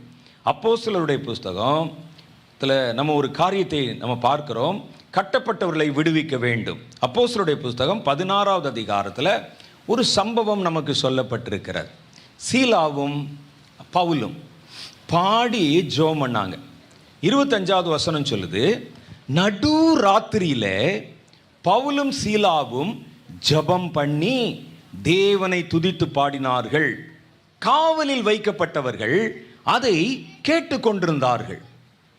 அவங்க எப்படி அந்த அப்படி வந்து கைதியா சிறையில் எப்படி வச்சிருப்பாங்கன்னு கேட்டா, ஒரு தொழுவத்திலே கட்டி வச்சிருப்பாங்க. கடினமான ஒரு அனுபவம். கையெல்லாம் அப்படி கட்டப்பட்டிருக்கும். அவர்களை ஒரு தொழு மரத்திலே கட்டி வச்சிருப்பாங்க. அசைய முடியாது, புரண்டு படுக்க முடியாது. அவர்களை அப்படி கட்டி வச்சிருக்கிறாங்க சங்கிலிகளில். அப்போ பவுலும் சீலாவும் நடு ராத்திரியில் தூக்கம் வரல, என்ன செய்வது? ஜெபம் பண்ணி அவர்கள் கர்த்தரை துதித்து பாடிக்கொண்டிருந்தார்கள். துதித்தாங்க. இதே மாதிரி கட்டப்பட்டவர் இருக்கிறான் பாருங்க, அவன் வேற என்ன, அவனுக்கு என்ன பொழுதுபோக்கு இருக்கிறது? அவர்கள் அதை கேட்டு கொண்டிருந்தார்கள், அவ்வளவுதான். சடுதியிலே சிறைச்சாலையின் அஸ்திபாரங்கள் அசையும்படி பூமி மிகவும் அதிர்ந்தது. உடனே கதவுகள் எல்லாம் திறவுண்டது. கேட்டு கொண்டிருந்தார்களே, எல்லாருடைய கட்டுக்களும் கலன்று போயிற்று. நம்ம பாருங்க, இன்னைக்கு நம்ம ஜெபம் பண்றோம், பாட்டு பாடுறோம், சத்தம் கேட்கணும்னு மைக்கு வச்சு பேசுறோம், மைக்கு வச்சு பாடுறோம். இந்த பகுதி பல முறை இந்த வார்த்தைகளை ஜெபத்தை கேட்டுக்கொண்டே இருக்கிறது. கட்டுக்கள் கலரவும் இல்லை, அஸ்திபாரங்கள் அசையவும் இல்லை. வேதம் சொல்லுது, அவர்கள் ஜெபம் பண்ணவில்லை. அவன் யார் வந்து நின்று ஜெபத்தில் வந்தானா, ஆல்டர் கால் கொடுத்தாங்க, ஜஸ்ட் கேட்டுக்கொண்டிருந்தார்கள். அவன் என்ன மனம் திரும்பினானா? சும்மா கேட்டுக்கொண்டிருந்தான். இவர்கள் ஜெபித்தார்கள். ஆனால் அந்த ஜெபத்தினுடைய வல்லமை, அந்த சத்தம் போன பொழுது கட்டப்பட்ட கட்டுக்களை அறுத்து எறிந்ததாம். அதான் பவர்ஃபுல் பிரேயர். உங்க ஜெபம் கேட்கிறவருடைய கட்டுக்களை அறுக்க வேண்டும். பிசாசின் பிடியிலே அகப்பட்டவர்களை விடுதலை செய்ய வேண்டும். அவன் ஜெபம் பண்ணல, அவன் சும்மா இருந்தான். எல்லாம் கிரிமினல்ஸ் அங்க இருந்தவன். யாரும் மனம் திரும்பவும் இல்லை, ஒன்றும் கேட்கவில்லை. ஒன்னே ஒன்று செய்தான், அந்த ஜெபத்திற்கு செவி கொடுத்தான். செவி கொடுத்தவனுடைய கட்டுக்கள் அறுக்கப்பட்டது. உங்க ஜெபம் எத்தனை பேருடைய கட்டுக்களை அறுத்திருக்கிறது யோசிச்சு பாருங்க. இனி அறுக்கணும், அது வரைக்கும் நீங்க விடாம ஜெபிக்கணும். ஆவியின் வல்லமையிலே வைராக்கியத்திலே நிறைந்து நீங்கள் ஜெபிக்கணும். அந்த எல்லையை அடைகிற வரைக்கும் உங்கள் ஜெபத்தை நீங்கள் நிறுத்தவே கூடாது. நான் ஜெபம் பண்ணி, நீங்க ஜெபம் பண்ணித்தான் அது கண்டிப்பா நடக்கணும். அப்படிப்பட்ட ஜெப வீரர்களை ஆக்கும் இன்னைக்கு சபை நமக்கு தேடுகிறது. அடுத்து ஜெபத்தில் உச்சகட்டம் பீக் என்னன்னா, நீங்கள் ஜெபம் பண்ணும்போது அந்த ஜெபத்தினுடைய இறுதியில் உச்சகட்டத்தில் உங்கள் கண்கள் திறக்கப்பட்டு தேவனை தரிசிக்க வேண்டும். அதான் ஜெபத்தினுடைய உச்ச நிலை. நீங்கள் நல்லா ஜெபம் பண்ணி கர்த்தரிடத்தில் காத்திருக்கும் போது, உங்கள் மனம் ஜெபத்திலே பொருந்தி தேவனோடு இசைந்திருக்கும் போது கர்த்தர் உங்கள் கண்களை திறப்பார். அது வரைக்கும் விடாப்பிடியா நீங்க ஜெபம் பண்ணணும். கண்கள் திறக்கப்பட்டு கர்த்தரை முகமுகமாய் தரிசிக்க வேண்டும் என்று வேதத்தில் எழுதப்பட்டிருக்கிற அப்போஸ்தலர் புஸ்தகம் பாருங்க, 22வது அதிகாரம் 17வது வசனத்தில், பின்பு நான் எருசலேமுக்கு திரும்பி வந்து தேவாலயத்திலே ஜெபம் பண்ணி கொண்டிருக்கையிலே ஞான திருஷ்டி அடைந்து அவரை தரிசித்தேன் என்று எழுதியிருக்கிறார்.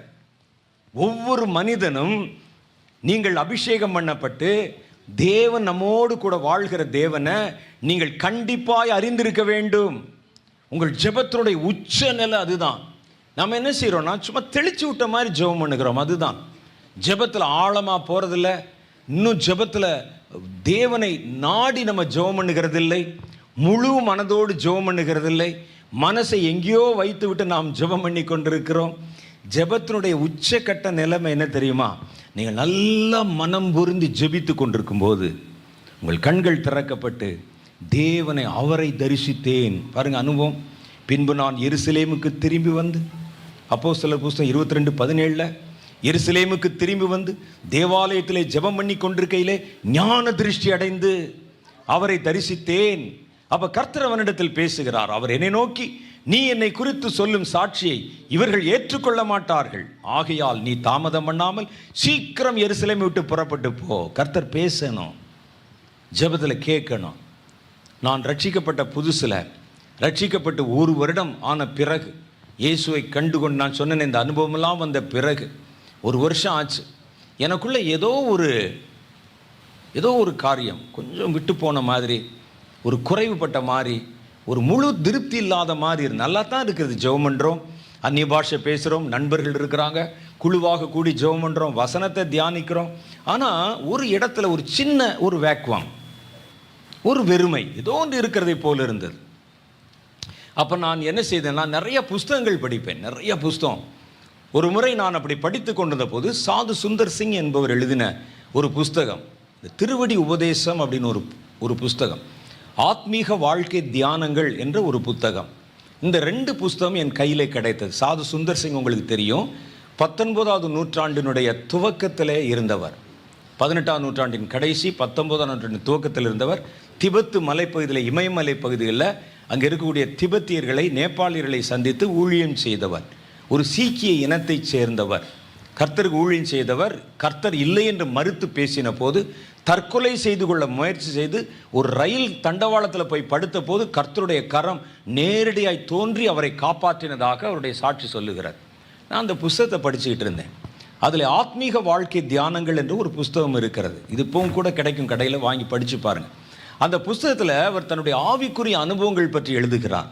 அவர் சொல்லுகிறார், கர்த்தரை தான் சந்தித்தது, கர்த்தர் அவரோடு பேசினது, தரிசனங்கள் கண்டது, தேவனுடைய வார்த்தையை கேட்டது, தேவனோடு கூட அவர் பழகினது. திருவடி உபதேசம் என்ற புஸ்தகத்தில் படித்தேன்.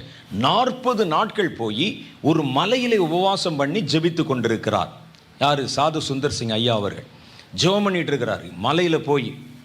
மலையில் நல்லா வந்து ஜெபம் பண்ணி 40வது நாள் பசி அடைந்த வேளையில், ஃபாஸ்டிங்கை முடிக்க போகிற நேரத்தில், இமயமலை காடுகளுக்குள்ளே ஒரு அந்தணர் போல ஒரு மனிதர், நல்ல பக்தி உள்ள தோற்றம் உள்ளவன் போல ஒரு ஆள் இவர் முன்பாக வந்து, ஏன் உன் உடலை வருத்தி கொண்டு இவ்வளவு ஜெபம் பண்ணணும்? உங்கள் கடவுள் அவ்வளவு உன்னுடைய உடலை வருத்த சொல்லி இருக்கிறாரா என்று கேட்டான். உடனே அவர் சொன்னார், இது எனக்கும் கடவுளுக்கு இடையில் உள்ளது, உனக்கு என்னப்பான்னு கேட்டான். ஏன் நீ இவ்வளவு தூரம் கஷ்டப்படுகிறாய் என்று எனக்கு தெரியும்.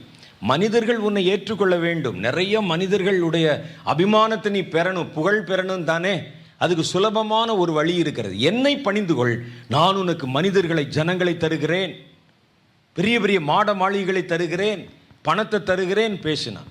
உடனே அவன் தெரிந்து விட்டது இவருக்கு இது பிசாசுன்னு. அப்பாலே போய் சாத்தானேன்னு சொல்லிட்டு அதை துரத்தி விட்டு மறுபடியும் ஜெபம் பண்ணார். என்ன ஆண்டவரே, 40 நாள் உங்களை பார்க்கணும் ஜெபம் பண்ண, இவன் வந்து நிற்கிறானே ஆண்டவரே அப்படின்னு ஜெபம் பண்ணி காத்திருந்த போது கர்த்தர் அவருக்கு முகமுகமாய் தரிசனமானார்.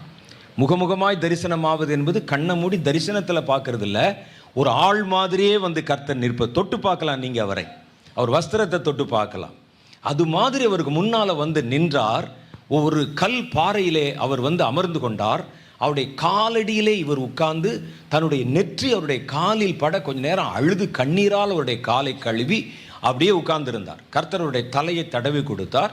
இவர் அவரிடத்தில் தன்னுடைய மனதில் இருக்கிற ஆவிக்குரிய சந்தேகங்களை கேட்டார். அதுக்கு கர்த்தர் கொடுத்த பதில் இதுதான் அந்த புஸ்தகம். ஜெபத்தை பற்றி கேட்டார், ஒவ்வொன்றை பற்றி கேட்டார். அந்த புஸ்தகம் முழுசும் அவர் கேட்ட காரியங்களை பற்றின செய்தி இருந்தது. இந்த புஸ்தகத்தை நான் படித்த போது இது என் மனதிலே கிரியை செய்தது. கடவுளை இவ்வளவு நெருக்கமாக பார்க்க முடியுமா? எப்படி அது பார்க்க முடியும்? இவ்வளவு நண்பன் போல் அவர் பேசுவாரா? அப்படின்னா ஏன் நம்ம அதை மிஸ் பண்ணணும்? ஏன் மிஸ் பண்ணணும்? இப்படி ஒரு அனுபவம் இருந்ததுன்னா ஏன் நம்ம அவரை விடணும்? நமக்கு தெரியாத யாரோ ஒருவர் சொல்கிறாங்க இயேசு நல்லவர், ஆமாம் இயேசு நல்லவர், இயேசு வல்லவர், ஆமாம் இயேசு வல்ல. இயேசு நல்லவர் என்று சொல்லி தெரிவதில்லை, ருசித்து தெரியணும். அது நான் பார்க்கணும், என் மனசில் தீர்மானம். சொல்லி ஏன் தெரியணும்? ருசித்து பார்த்தால்தான் தெரியும். ருசிக்க வேண்டியது ருசித்து பார்த்தா தான் தெரியும். இனிப்பே தெரியாத ஒரு ஆளுக்கு இனிப்பை பற்றி சொல்லணும், எப்படி சொல்லுவீங்க? அவன் இனிப்பே தெரியாதவன், அவன் காட்டு மிராண்டி வந்திருக்கிறான். எல்லாரும் இனிப்பு இனிப்புன்னு சொல்கிறாங்களே, அது எப்படிமா இருக்கும்னு கேட்குறான். 10 வரியில் நீங்கள் சொல்லணும் இனிப்புன்னா எப்படி இருக்கும் சொல்லி பாருங்கள். என்ன சொல்லுவீங்க? இனிப்பாக இருக்கும். அதை தான் கேட்குறேன், இனிப்புன்னா என்னென்னு தாங்க. இனிப்பாக இருக்கும், அவ்வளோதான். வேறு எதுவும் சொல்ல முடியும்? அதுக்கு ஒரே ஒரு வழி, இனிப்பை கொடுத்து சாப்பிட்டு பாரு, இப்படித்தான் இருக்கும்னு சொல்லிட்டா முடிஞ்சது கதை. அதைத்தான் சொல்லுகிறார், கர்த்தர் நல்லவர் என்று ருசித்து பாருங்கள். அப்போ இந்த மாதிரி ஒரு அனுபவம் இருந்தால், நம்ம இவ்வளோ நாள் ஆச்சு வந்து 1 வருஷம் ஆச்சு, ஏன் இந்த அனுபவத்தை நம்ம விடணும்? நாமளும் ஆண்டவர்கிட்ட போய் கேட்கணும் அப்படின்னு கர்த்தரிடத்தில் நம்ம இந்த அனுபவத்தை பெறாமல் விடக்கூடாது. கர்த்தர் இவ்வளவு சமீபத்திலே ஒரு ஆளோட பேசுவாரா? ஒரு மனிதனோட முகமுகமாய் பேசுவாரா? என்னமோ நண்பன் மாதிரி ஒரு கேள்வி கேட்கிறார், அவர் பதில் சொல்கிறாரு, இவர் ஜெபம் பண்ணுறாரு அப்படின்னு. இது என்னடா அது புதுசாக இருக்குதே. நாம் இந்த அனுபவத்தை பெற்றுக்கொள்ள வேண்டும் என்று நினைத்து, எங்கள் வீடு ஒரு பழைய காலத்து வீடு. அப்போ நாங்கள் இருந்த வீடு, அந்த வீட்டில் மேலே ஒரு மாடி இருக்கும், முன்னால் ஒரு மொட்டை மாடி இருக்கும். அந்த மாடியில் ஒரு சின்ன அறை இருக்கும். அந்த அறையில் பழைய காலத்து வீடு, நாட்டு ஓடு போட்டிருக்கும். அதில் சுற்றி ஜன்னல் இருக்கும். கீழே வந்து ஸ்டேர் கேஸ் இருக்கும். ஸ்டேர் கேஸில் ஒரு கதவு இருக்கும். என்னுடைய தாயார் வந்து 12 வயசில் இறந்துட்டாங்க. அதனால் என்னுடைய சகோதரிகள் தான் என் கூட இருந்தாங்க. அப்போ என்னுடைய மூத்த சகோதரி அவங்ககிட்ட சொல்லிட்டுனா, ஜெபமன போகிற மாடிக்கு நான் எப்போ கீழே இறங்கி வர்றேனோ அது வரைக்கும் கதவை திறக்கூடாது, என்னை கூப்பிடக்கூடாது. எத்தனை நாள்னு சொல்கிறேடா என்னன்னு கேட்டாங்க. அப்படி தான் நான் போகிறேன் மேலே அப்படின்னு சொல்லிட்டு, ஒரு பைபிள், சாது சுந்தர் சிங் அவர்கள் எழுதின ஒரு புஸ்தகம், குடிக்க கொஞ்சம் தண்ணி, 3 எடுத்துக்கொண்டு ஸ்டேர் கேஸில் ஏறி அந்த கேஸில் இருக்கிற அந்த கதவை மூடிட்டு மேலே போய் மாடியில் இருக்கிற அறையை திறந்து அங்கே நான் ஜெபம் பண்ணுவதற்கு அமர்ந்து முழங்கால் போட்டு, முன்னால் ஒரு கதவு இருக்குது, என்ட்ரன்ஸ் டோரு, பின்னால் ஒரு கதவு இருக்குது, 2ஐயும் மூடிட்டு ஜன்னலை மாத்திரம் திறந்து வச்சுட்டு ஜெபம் பண்ண ஆரம்பித்தேன். கர்த்தாவே, இந்த புஸ்தகத்தை எழுதி, ஏன்னா ஆண்டோட்டெல்லாம் பேசுனா நம்ம நல்ல சட்டப்படி பேசணும் அப்படின்னு இந்த புஸ்தகத்தை பக்கத்தை திறந்து வச்சு கையதில் வச்சு, ஆண்டவரே, சாது சுந்தர் சிங்கை நீர் அறிவீர், அவர் உங்களுடைய பைபிளெல்லாம் கிழிச்சு போட்ட ஒரு ஆண்டவர். நம்ம இப்படி லேசாக கொளுத்தி போடுறது. அவர் பைபிளெல்லாம் கிழிச்சு போட்ட ஒரு ஆண்டவரே, கடவுள் இல்லை என்று சொல்ல ஒரு ஆண்டவரே, அவர் ஜெபித்த போது நீர் அவர் காட்சி அளித்தீரே. நான் கடவுள் இல்லை என்று சொல்லியிருக்கிறேன், நான் பைபிளை கிழிச்செல்லாம் போட்டதில்லை, நீர் எனக்கு இன்றைக்கு காட்சி கொடுக்க வேண்டும் என்று சொல்லி நான் அப்படியே கை வச்சு ஜெபம் பண்ணிகிட்டே இருக்கிறேன். இதில் எழுதியிருப்பது உண்மையானால் உண்மை நான் பார்க்கணும்னு ஜெபம் பண்ண எனக்கு அழுகையாக வருது. இயேசு இவ்வளவு சமீபத்தில் இருக்கும்போது அவரை பார்க்காம இருக்கலாமா? என்னையா அப்புறம் கிறிஸ்தவன்? நான் கிறிஸ்தவன் கிறிஸ்துவ பற்றி சாட்சி சொல்கிறேனே, அவரை பார்த்துருக்கியான்னு யாராவது கேட்டால் நான் பார்க்க வேணாமா அப்படின்னு சொல்லி நான் ஜெபம் பண்ணி கொண்டே இருக்கிறேன். அங்கே 1 மணி நேரம் ஆண்டவரிடத்தில் ஒரு பொருத்தனை பண்ணேன். நான் இங்கே ஜெபம் பண்ணும்போது தான் இப்படி தமிழில் செந்தமிழ்லாம் ஜெபம் பண்ணுறேன். நான் ஜெப ரூமில் ஜெபம் பண்ணுற பார்த்தீங்கன்னா வேறு மாதிரி இருக்கும். சண்டை போட்டுக்குருவோம், நானும் ஆண்டவரும், திடீர்னு முகத்தை திருப்பிக்கிறேன், நான் திருப்பி எப்படி வேறு மாதிரி பேசுவோம். நான் அங்கே ஆண்டவர்கிட்ட உட்காந்து அப்படியே சொல்லுகிறேன், ஆண்டவரே 1 மணி நேரம் உங்களுக்கு அவகாசம், நான் ஜெபம் பண்ணி அழுது ஜெபம் பண்ணி முடிச்சு இப்போ கண்ணை திறப்பனாம் நீர் நிற்பீராம், நான் கேட்பனா நீர் பதில் சொல்லுவீராம், எங்கள் திருவடி உபதேசம் மாதிரி அப்படின்னு சொல்லிட்டு 1 மணி நேரம் ஜெபம் பண்ணி கண்ணை திறந்து பார்த்தால் ஒன்றும் இல்லை எனக்கு முன்னால். என்ன ஆண்டவரே, இவ்வளவு நேரம் ஜெபம் பண்ணி இவ்வளோ வசனங்கள் எடுத்து காமிச்சு கையெல்லாம் வச்சு சட்டப்படி ஜெபம் பண்ணி லாயர் பேசுகிற மாதிரிலாம் ஜெபம் பண்ணி கேட்டால் 1 மணி நேரம் ஆச்சு வரலையே. மறுபடி 1 மணி நேரம் விட்டாப்படியாக ஜெபம் பண்ணி ஸ்தோத்திரம் ஸ்தோத்திரம் ஸ்தோத்திரம், அந்நிய பாஷை ஜெபம் வாரும் சொல்லி இம்போசிஷன் போட்ட மாதிரி வாரும் சொல்லிட்டு அப்படியே ஜெபம் பண்ணி, இப்போ நான் கண்ணை திறப்பேன் ஆண்டவரே, அடுத்த 2வது மணி நேரம் இப்போ நீர் எனக்கு முன்பாக காட்சியளிக்க வேண்டும் என்று சொல்லி கண்ணை திறந்து பார்த்தேன். அப்பொழுதும் அவரை காணவில்லை. 3வது அடுத்த பரிமாணத்துக்குள்ளே போயிட்டேன். மிரட்டிடுவோம் அவரை. என்ன செய்வோம்? மிரட்டிடுவோம். ஆண்டவரே, இந்த முறை 1 மணி நேரம் உமக்கு அவகாசம், நீர் வராவிட்டால் என் பழைய வாழ்க்கைக்கே திரும்பி போய் விடுவேன், மறுபடியும் குடி வெறி போயிடுவேன், என்ன சொல்லுகிறேன் அண்ணா. ஜெபம் பண்ணேன். மறுபடியும் கண்ணை திறந்து பார்த்தேன். அப்பொழுதும் அவரை காணவில்லை. இயேசு இந்த மாதிரி மிரட்டலுக்கெல்லாம் பயப்பட மாட்டார், போடானா போயிடுவார். நான் ஜெபம் பண்ணி பார்த்தேன், ஒன்றும் தெரியல. 5 மணி நேரம் 6 மணி நேரம் ஜெபம் பண்ணி எனக்கு மனசே வெடிச்சு போச்சு. என்ன இவ்வளோ கஷ்டமாக இருக்குது, தேவனை பார்ப்பது, உலகத்தின் முடிவு பொறிந்து கூட இருக்கிறேன்னு சொன்னார். கூட இருக்கிறவரை பார்க்குற இவ்வளோ கஷ்டமா, என்னையாது அப்படின்னு. இப்போ உள்ள காலத்துலன்னா பரவாயில்ல, கிச்சனில் இருக்கிற இந்த ஹாலில் இருக்கிறவங்க ஃபோனில் பேசிக்கிறவங்க. ஆனால் எனக்குள்ளே இருக்கிற ஆண்டவர்கிட்ட நான் ஏன் ஃபோனில் பேசணும், நேராக பேசினா என்ன? அப்போ உள்ள காலத்தில் நமக்குள்ளே தானே வாசம் பண்ணுகிறார், அவரை ஏன் நான் போய் இவ்வளோ கஷ்டப்படணும்? ஜோமணி பார்த்து 7வது மணி நேரம் எந்திரிக்கவே இல்லை, தண்ணி கூட குடிக்கலை நான். 7 மணி நேரம் 7வது மணி நேரம் எனக்கு தாங்கவே முடியல. நெற்றியை கீழே தரையில் வச்சு அடிச்சுக்கிட்டு ஜெபம் பண்ணுறேன். ஆண்டவரே, நீர் என்னுடைய ராஜா என்று எனக்கு சொல்லிக் கொடுத்தா உங்களை பார்க்கணும்னு நான் கேட்டிருக்க மாட்டேன். ஏன்னா ராஜாவை பார்க்காத குடிமக்கள் எவ்வளோ பேர் இருக்கிறாங்க. நீர் என்னுடைய எஜமான் என்று எனக்கு சொல்லி இருந்தா உம்மை பார்க்கணும்னு சொல்லி நான் இவ்வளவு வம்பு பண்ணியிருக்க மாட்டேன். ஏன்னா தன் எஜமானை பார்க்காத வேலைக்காரர்கள் எவ்வளோ பேர் இருக்கிறாங்க. எனக்கு நீர் அதையும் சொல்லவில்லை.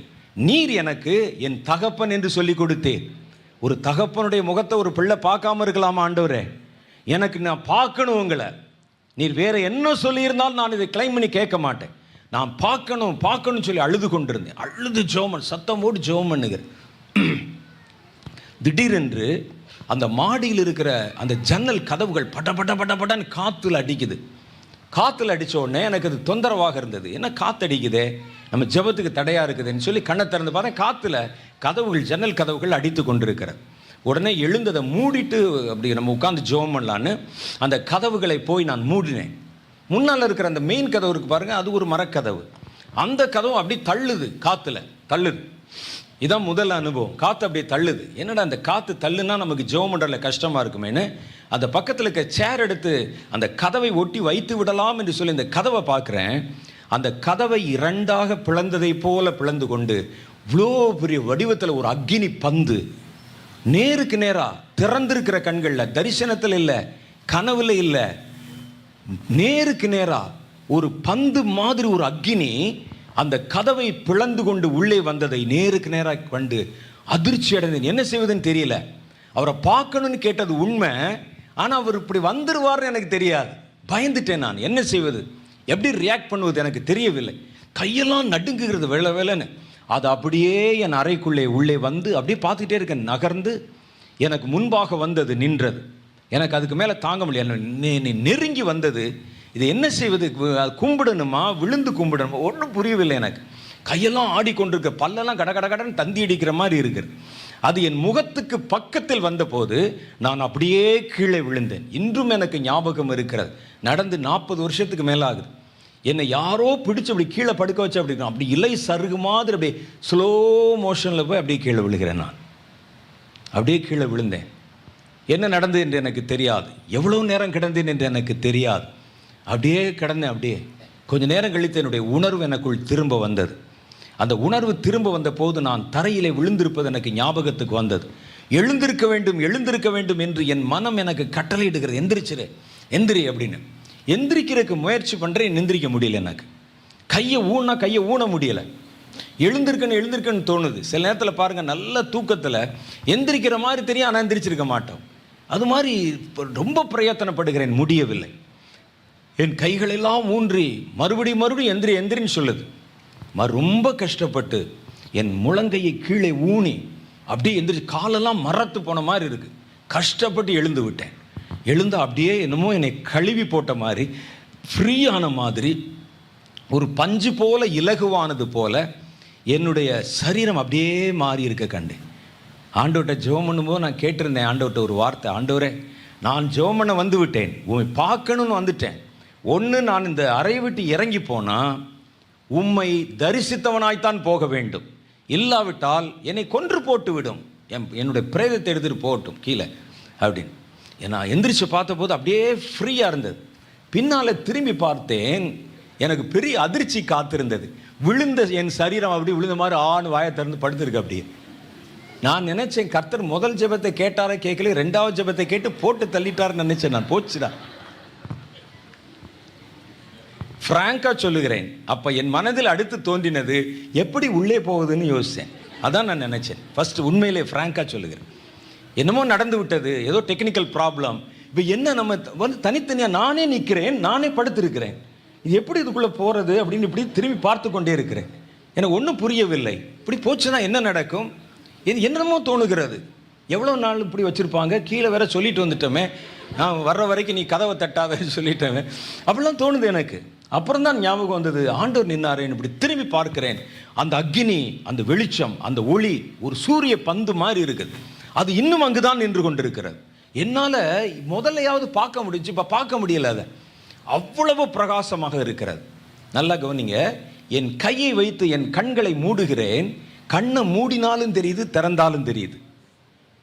இந்த கண்ணு, இந்த கையெல்லாம் கண்ணாடியாக இருக்குன்னு வச்சுங்களேன், இதை வச்சு மூடினா எப்படி இருக்கும்? கண் இம கண்ணாடியாக இருந்தால் எப்படி இருக்கும்? நான் மூடுகிறேன், கையை வைத்து மூடுகிறேன், அப்பவும் தெரிகிறது. அது என்னை தன்னை நோக்கி இழுக்கிறது, அப்படியே இழுக்குது உள்ள. என்னால் முடியல, அப்படியே என்னை அறியாமல் அப்படி முழங்கால் படிட்டேன். இந்த பாடி கிடக்கிறது எல்லாம் மறந்துட்டேன். நான் அதை அதை பார்க்கிறேன்.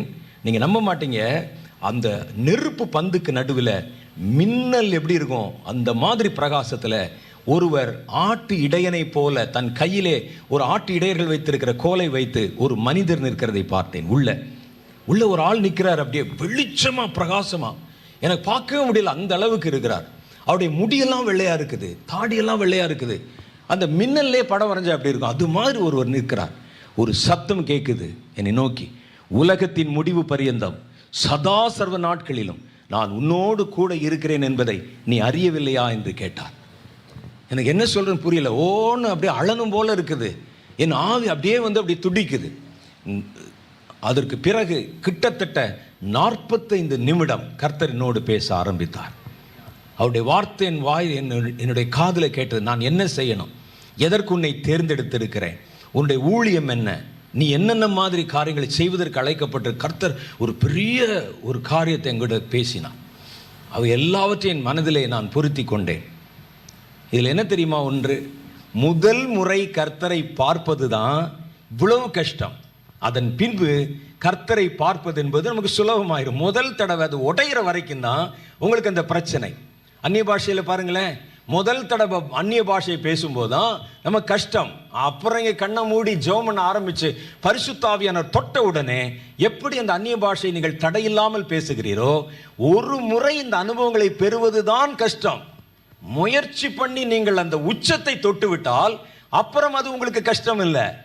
இப்போ நான் கண்களை மூடினால் கொஞ்ச நேரத்தில் கர்த்தரை பார்த்து விட முடியும். என் ஆவிக்குரிய கண்கள் திறக்கப்படுகிறது, என்னால் தெளிவா தெரியும். ஆவிக்குரிய கண்கள் என்றால் ஒரு மனிதனுடைய ஆவில ஒரு கண் இருக்குது. அந்த ஆவிக்குரிய கண் ஆவிகளை பார்க்கிறது. அதானே, நம்ம ஆவில கண் இருக்கா இல்லையா? ஆவில கண் இருக்கு.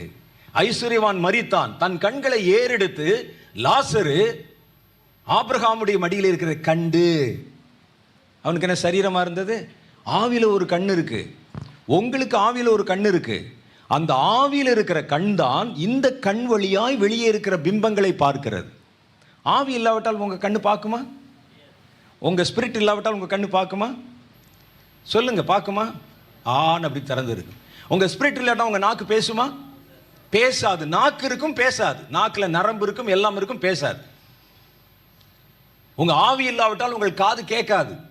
அப்போ ஆவியில் இருக்கிற காது, ஆவியில் இருக்கிற கண்ணு உங்க சரீரத்தின் கண் வழியாய் தன் பார்வையை செலுத்தும் போது இந்த கண்ணு ஆவிக்குரிய காரியங்களை எல்லாம் ஃபில்டர் பண்ணிட்டு, நான் சொல்ற நல்லா விளங்கிக்கங்க, ஆவிக்குரிய காரியங்களை ஃபில்டர் பண்ணிட்டு மாம்சத்துக்குரிய காரியங்களை மாத்திரம் பார்க்க வைக்கிறது. இந்த மாம்சத்துக்குரிய கண்கள் மூடப்பட்டு வெறும் ஆவிக்குரிய கண்கள் திறக்கப்பட்டா ஆவிக்குரிய காரியங்கள் எல்லாம் நமக்கு தெரிகிறது. இந்த இடத்துல என்னென்னலாம் ஆவிக்குரிய காரியங்கள் இருக்கிறது என்று உங்களுக்கு தெரியுமா? என்னென்ன இருக்குன்னு சொல்லுங்க பார்க்கலாம். கண்டிப்பா இயேசு இங்கே இருப்பார். 2 பேராவது 3 பேராவது என் நாமத்தினால் ஒன்றாய் கூடினால் அங்கே அவர்கள் நடுவில் நான் இருப்பேன் என்பதே அந்த வாக்கு தத்தம். அப்ப இயேசு இருப்பாரா இல்லையா? கண்டிப்பா இருப்பார். இயேசு தனியா இருப்பாரா? அவர் ஒரு பெரிய தேவதூதர் கூட்டத்தோட தான் வந்து நிற்பார். முந்திதான் இயேசு தனியா வந்தார். இப்பெல்லாம் அப்படி இல்லை. இப்போ அவர் எங்க இருக்கிறார்? பரலோகத்திலே, பிதாவினுடைய வலது பாரிசத்திலே. அப்ப இந்த இடத்துல கர்த்தருடைய தூதர்கள் இருப்பாங்க, தேவ பிரசன்னம் இருக்கும். இதெல்லாம் நம்ம கண்ணுக்கு தெரியாது. ஏன்னா உங்கள் ஆவி உங்கள் மாம்சத்தின் கண் வழியா பார்க்கறதுனால இங்க இருக்கிற மைக்கை பார்க்கும், இங்க இருக்கிற புஸ்தகத்தை பார்க்கும், ஸ்பீக்கரை பார்க்கும், என்னையை பார்க்கும், நான் போட்டிருக்க சட்டையை பார்க்கும், பக்கத்தில் போட்டிருக்க உங்களுடைய நகையை பார்க்கும், அந்த டிசைன் என்னன்னு பார்க்கும். பக்கத்தில் இருக்கிற ஆவியை பார்க்காது, ஃபில்டர் ஆயிருச்சு. இப்போ என்ன செய்யணும்? இதை உடைச்சு உங்கள் ஆவிக்குரிய பார்வை வெளியே கொண்டு வந்தால் உங்கள் ஆவிக்குரிய கண்கள் அதை தெளிவாய் பார்க்க முடியும். அதுதான் சொல்லுது. அப்ப ஜெபத்தினுடைய உச்சத்தை நீங்கள் தொடும்போது உங்கள் சரீரம் ஆவியை விட கீழே தாழ்கிறது, ஆவிக்குரிய கண் மேலோங்கி அதன் பார்வை திறக்கிறது. உங்களை சுற்றி நடக்கிற ஆவிக்குரிய காரியங்கள் எல்லாம் உங்களால் கவனிக்க முடிகிறது. அப்படிப்பட்ட ஜெபம் வேணும் நமக்கு. அப்படிப்பட்ட ஜெபம் சபையிலே வேணும். சபையிலே தரிசனம் வேணும். சபையிலே தேவனை பார்க்கிறவர்கள் வேணும். நல்ல தீர்க்கதரிசிகள் வேண்டும். பாருங்க, அந்த காலத்தில் ரொம்ப சர்வசாதாரணமாய் நடந்திருக்கிறது. சபையில் பேதுருவை கொண்டு வந்து ஜெயிலில் வச்சாச்சு. ஒரு சின்ன சம்பவம் சொல்கிறேன். அந்த காலத்து சபை எப்படி இருந்துக்கு பாருங்க. பேதுருவை கொண்டாந்து ஜெயிலில் வச்சாச்சு. அப்போ சபையார் ஜெபம் பண்ணி கொண்டிருக்கிறார்கள். அப்போஸ்தலர் புஸ்தகம் 12வது அதிகாரத்தில் அவர் வந்து ஜெபம் பண்ணிட்டு இருக்கிறாரு. அப்போ இவர்கள் ஜெபம் பண்ண போது ஒரு தேவதூதன் வந்து அவரை அழைத்து கொண்டு வெளியே கொண்டு வந்து விடுகிறார். இதெல்லாம் பெருசு இல்லை, இதெல்லாம் அவங்களுக்கு தெரிஞ்ச கதை தான். கொண்டாந்து விடுகிறார். அவர் உடனே தன்னுடைய அவங்க எல்லாம் கூடி ஜெபம் பண்ணுறாங்களே அம்மாமாரெல்லாம், அங்கே போகிறார். அங்கே போய் கதவை தட்டுகிறார். நீ போய் வீட்டில் படித்து பாருங்கள். கதவை தட்டுறார். கதவை தட்டின உடனே ஒரு அம்மா வந்து உள்ளே வந்து பார்க்குறாங்க. கதவு இடுக்கு வழியாக பார்க்குறாங்க. யாருன்னு பார்த்தால் பேதுரு நின்று கொண்டிருக்கிறார். ரோதை என்ற ஒரு பெண் நேராக உள்ள ஓடி போய் அங்கே ஜெபம் பண்ணி கொண்டிருக்கிற ஒரு இடத்துல சொல்லுகிறார், அம்மா வெளியே பேதுரு வந்து நிற்கிறாரு சொல்கிறாங்க. உடனே அந்த அம்மா சொன்னா, அது பேதுருவா இருக்காது, அவருடைய தூதனாக இருக்குன்னு சொல்லு. என்ன தூதன்னா அவ்வளோ சர்வசாதாரணமா? பேதுரு வந்து அவங்க ஆச்சரியப்படுவாங்களாம், தூதர் வந்து ஆச்சரியப்பட மாட்டாங்களாம். அது யாராவது அவருடைய தூதனாக இருக்கும், வா நீ ஜெபத்தில் உட்காருன்னு சொன்னாங்க. அப்படியானால் அவர்கள் தங்கள் ஒவ்வொரு ஜெபத்திலும் தேவ தூதர்கள் இறங்குகிறதையும் ஏறுகிறதையும் பார்த்து கொண்டிருந்திருக்கிறாங்க. அதனால தான் அது அவர்களுக்கு பெருசா இல்லை. வெளியே தூதன் வந்து நின்னா நீங்க என்ன செய்வீங்க? ஓ, அந்த இடத்துல பேதுரு நிற்கிறாரா? பேதுரு நிற்கிறாருன்னா அவங்களுக்கு அதிர்ச்சி, தூதர் நிற்கிறது அவங்களுக்கு சாதாரணமா இருக்குது. அப்படின்னா அவர்கள் அடிக்கடி தூதர்களோட பேசவும் நடக்கவும் ஆண்டவர் சொன்னார், இது முதற்கொண்டு தேவ தூதர்கள் இறங்குகிறதையும் ஏறுகிறதையும் காண்பீர்கள் என்று மெய்யாகவே சொல்லுகிறேன்னு சொன்னாரு. அதை அந்த சபை பெற்றிருந்தது. அதனால சொன்னாங்க, தூதர் நிப்பாருமா, இதுக்கு எதுக்கு பதறுகிறாய்? பேதுரு நின்றால் வேண்டுமானால் பதறலாம், வா ஜெபம் பண்ணலாம் சொல்லி கூப்பிட்டாங்களாம். அந்த அனுபவம் நம்முடைய சபையில வேணும். நீங்கள் ஜெபம் பண்ணும்போது வானம் திறக்கப்படுகிறதையும் தேவ தூதர்கள் இறங்குகிறதையும் ஏறுகிறதையும் இது முதற்கொண்டு நீங்கள் காண வேண்டும். அப்படிப்பட்ட ஜெப வீரர்களை தான் கர்த்தருடைய சபை, விதைக்கப்படுகிற சபை இன்றைக்கு எதிர்பார்க்கிறது. கர்த்தர் அதுக்கு தான் நம்மை வந்து அழைத்து கொண்டு வந்திருக்கிறார். அப்ப கடைசி காலத்துல கர்த்தரால் எழுப்பப்படுகிற, தேவன் எழுப்புதலுக்கு பயன்படுத்த போகிற சபை என்பது வல்லமையாய் ஆரோக்கியமாய் ஜெபம் பண்ணுகிற சபையாய் இருக்க வேண்டும். இதுதான் கர்த்தருடைய விருப்பம். உங்கள் ஜெபத்தின் மூலம் மகா பெரிய அசைவு உண்டாக வேண்டும். பரிசுத்த ஆவியின் வல்லமை இறங்க வேண்டும். நீங்க ஜெபித்தா பரலோகம் உடனே என்னன்னு கேட்கணும். அப்படிப்பட்ட ஜெபம் நம்முடைய சபையை நிரப்ப வேண்டும். அடுத்து இன்னும் ஒரே ஒரு காரியத்தை நான் சொல்லுகிறேன். நம்முடைய சபையில பரிசுத்த ஆவியான, இதை நான் உங்களுக்கு ஆலோசனையா சொல்றேன், பரிசுத்த ஆவியானவருக்கு கதவுகளை திறந்து வையுங்கள். ரொம்ப முக்கியம். ஏன்னா ஜெபம் என்பது எழுப்புதலை உருவாக்குகிறது. ஆவியின் அபிஷேகம் என்பதுதான், பரிசுத்த ஆவியானவர் தான் அந்த எழுப்புதலை பிறப்பிக்க பண்ணுகிறார். உங்கள் சபை எழுப்புதலை பிறப்பிக்கிற சபையா இருக்கணும். எழுப்புதல் பிறக்கணும் உங்க சபையில. ஜனங்கள் வரணும், வருகிறவர் எழுப்புதல் அடையணும். வந்து ஜனங்கள் சபையிலே சேர்க்கப்பட்டு கொண்டே இருந்தார்கள், எழுப்புதல் அடைந்து கொண்டே இருந்தார்கள். அப்ப எழுப்புதல் பிறக்கிற இடமா நம்முடைய சபை மாறணும்னா அதுல முதல்ல ஜெபம் வேண்டும். ஜெபிக்க ஜெபிக்க ஜெபிக்கத்தான் ஒரு கருவிலை குழந்தை உருவாவதை போல எழுப்புதல் என்பது சபையிலே உருவாகும். அந்த எழுப்புதல் எப்ப பிறக்கும் அப்படின்னு கேட்டா, ஆவியானவர் வரும்பொழுதுதான் அந்த எழுப்புதல் பிறக்கும். 10 நாள் ஜெபம் பண்ணினார்கள், எழுப்புதல் உருவாயிற்று. 10வது நாள் ஆவியானவர் இறங்கினார், எழுப்புதல் பிறந்து விட்டது. அதுதான் நாளைக்கு உங்களுடைய அனுபவமா மாறப்போகுது. இப்ப நீங்க ஜெபம் பண்ண ஆரம்பிக்கிறீங்க, பரிசுத்த ஆவியானவருக்கு கதவுகளை திறந்து வைக்கிறீர்கள். பரிசுத்த ஆவியானவருக்கு உங்களுடைய ஆராதனையில் இடம் கொடுக்கிறீங்க, உங்க ஆன்லைன் பிரேயர்ல இடம் கொடுக்கிறீங்க. சும்மா வாருங்கள் நம்ம ஜெபம் அப்படி இல்லை. நீ வேணுமானா ஒன்று செஞ்சு பாருங்க, ஒரு ஆராதனைய வெறும் ஆவியானவருடைய நடத்துதலுக்கே விட்டுருங்க. யாரும் பிரசங்கம் பண்ண வேண்டாம், யாரும் பிரசங்கம் பண்ண வேண்டாம், எந்த ஒரு மனிதனும் பேச வேண்டாம். எல்லாரும் வந்து நம்ம காத்திருப்போம். ஆவியானவருக்கு கதவுகளை திறந்து கொடுப்போம். எல்லாம் அபிஷேகம் பண்ணப்பட்டவங்க தானே. ஆவியானவர் உங்களுக்குள்ளே செயல்படுவதற்கு எந்த தடையும் போடாம ஆவியானவர் ஃப்ரீயா கிரியேசிவருக்கு விட்டு கொடுங்கள் பார்க்கலாம். கொஞ்ச நாள்ல நம்முடைய வாழ்க்கை மாறிவிடும், சபை மாறிவிடும், சபையின் அனுபவங்கள் மாறிவிடும். பரிசுத்த ஆவியானவர் அசைவாட அசைவாட ஒழுங்கற்றவைகள் ஒழுங்குள்ளவைகளாய் மாற ஆரம்பித்து விடும். ஆதியிலே தேவன் வானத்தையும் பூமியும் சிருஷ்டித்தார். பூமியானது ஒழுங்கின்மையும் வெறுமையுமாய் இருந்தது. ஆவியானவர் ஜலத்தின் மேல் அசைவாடினார். அவர் அசைவாட ஆரம்பிச்சா அப்புறம் தான் கர்த்தர் அவைகளிலே உருவாக்க ஆரம்பிக்கிறதை பார்க்கிறோம். ஒளி உண்டாகட்டும் என்றார், இருள் உண்டாகட்டும் என்றார், ஒளியும் இருளும் பிரியட்டும் என்றார், அங்கே தண்ணி உண்டாகட்டும் என்றார். கர்த்தர் உருவாக்க ஆரம்பிப்பார். நம்ம பரிசுத்த ஆவியானவரை பயன்படுத்துகிறோம். அந்த பரிசுத்த ஆவியானவர் என்ன செய்யணும்? பயன்படுத்துகிறோம். அதுதான் நீங்க கவனிக்கணும்.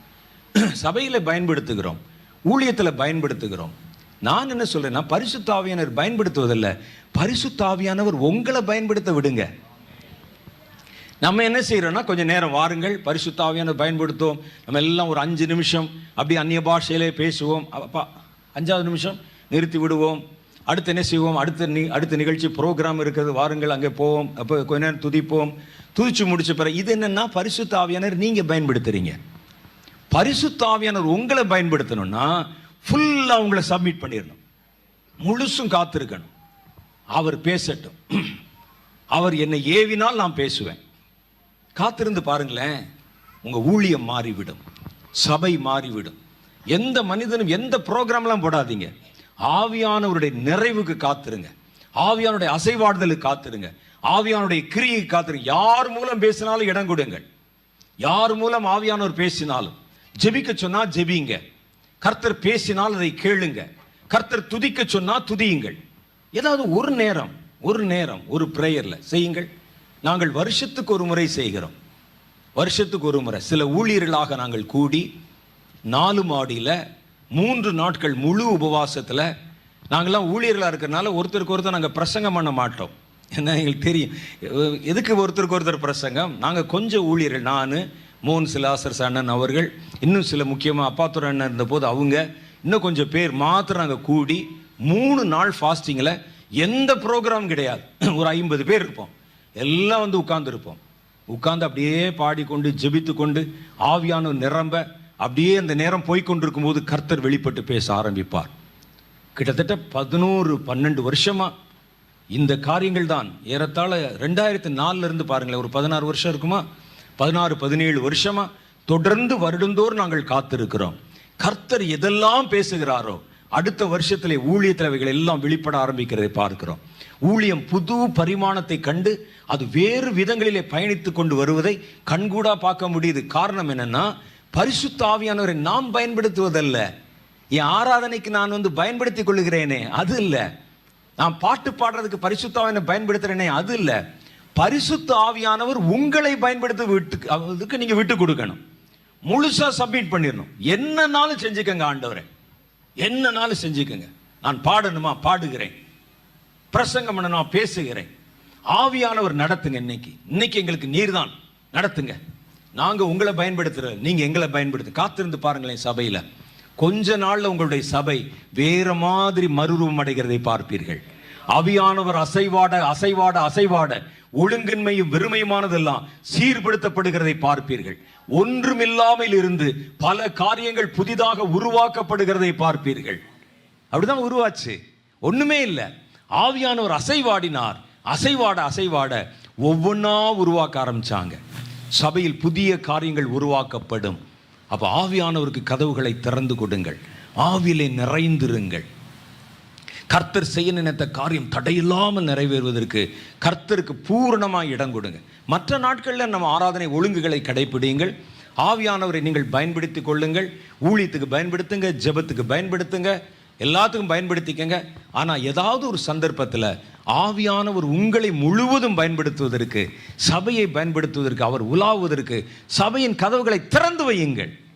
செஞ்சு பாருங்க. நான் சொல்லுவது நான் சரியா சொல்லிட்டேனான்னு எனக்கு ஒன்றும் புரியலை. நீங்கள் இதை செஞ்சு பாருங்களேன். அப்போ தான் உங்களுக்கு தெரியும் ஆவியானவர் என்ன புதுமைகளை உங்கள் நடுவிலே உருவாக்குகிறார் என்று, எப்படி புதிய புதிய காரியங்களை கர்த்தர் வடிவமைக்கிறார் என்று. இது சொல்லி தெரிவதில்லை, ருசித்து உணர வேண்டிய காரியம். அதுதான் ஆவியானவர் நம்ம கூட இருக்கிறார். நாம் அவருக்கு நிறைய கட்டுப்பாடுகளை போட்டு வச்சு, ஆவியானவர் 10லேருந்து 10:30 மணி வரைக்கும் நீர் பேசும், அப்புறம் நாங்கள் பாட்டு பாடணும், நாங்கள் காணிக்கை எடுக்கணும், நம்ம காத்திருக்கிறோமே, அதெல்லாம் வேண்டாம். உடைச்சிட்டு ஒரு நேரம் மாசத்தில் ஒரு நாளாவது ஆவியானவருக்கு கதவுகளை திறந்து கொடுங்கள். ஆவியானவர் தெளிவாய் பூரணமான காரியங்களை வெளிப்படுத்தவும், பேசவும், பலப்படுத்தவும், சபையிலே உருவாக்கப்பட வேண்டியவர்களை உருவாக்கவும், வெட்டப்பட வேண்டியவர்களை வெட்டவும், சுத்திகரிக்கப்பட வேண்டியவர்களை சுத்திகரித்தும் கர்த்தர் தான் விரும்புகிற வண்ணம் அதை மாற்றிக்கொண்டே வருகிறதை பார்ப்பீர்கள். அப்ப ஆவியானவர் வரும்போது தான் எழுப்புதல் அந்த சபையில பிறக்க ஆரம்பிக்கிறது. கடைசி 3வது ஒரே ஒரு காரியத்தை சொல்லி நம்ம சில நிமிஷங்கள் கர்த்தருடைய பாதத்தில் ஜெபத்துக்கு போக போகிறோம். 3வது காரியம் என்ன தெரியுமா? எழுப்புதல் வருவது பெருசல்ல, சபையில எழுப்புதல் பிறப்பது பெருசல்ல. எழுப்புதல் எங்கும் பரவ செய்யப்பட வேண்டும். அப்பதான் அந்த எழுப்புதல் நிற்கும். ஒரு எழுப்புதல் வந்து அந்த எழுப்புதல் நிரந்தரமா ஒரு இடத்துல நிற்கணும், சபையில நிற்கணும்னா அந்த சபையிலே ஆவியானவருக்கு நம்ம முழு இடம் கொடுக்கணும். எழுப்புதலை பற்றி நிறைய புஸ்தகங்கள் எழுதப்பட்டிருக்கிறது. அந்த புஸ்தகங்களெல்லாம் நான் படித்து பார்த்தேன். சில புஸ்தகங்களில் போட்டிருக்கிறாங்க ரிவைவல், அமெரிக்காவில் ஒரு எழுப்புதல் வந்தது, அப்புறம் இந்த இங்கிலாந்து தேசத்தில் ஒரு எழுப்புதல் வந்தது, ஸ்பெயினில் ஒரு எழுப்புதல் வந்தது, ஆஸ்திரியா தேசத்தில் ஒரு எழுப்புதல் வந்ததுன்னு போட்டிருக்கிறாங்க.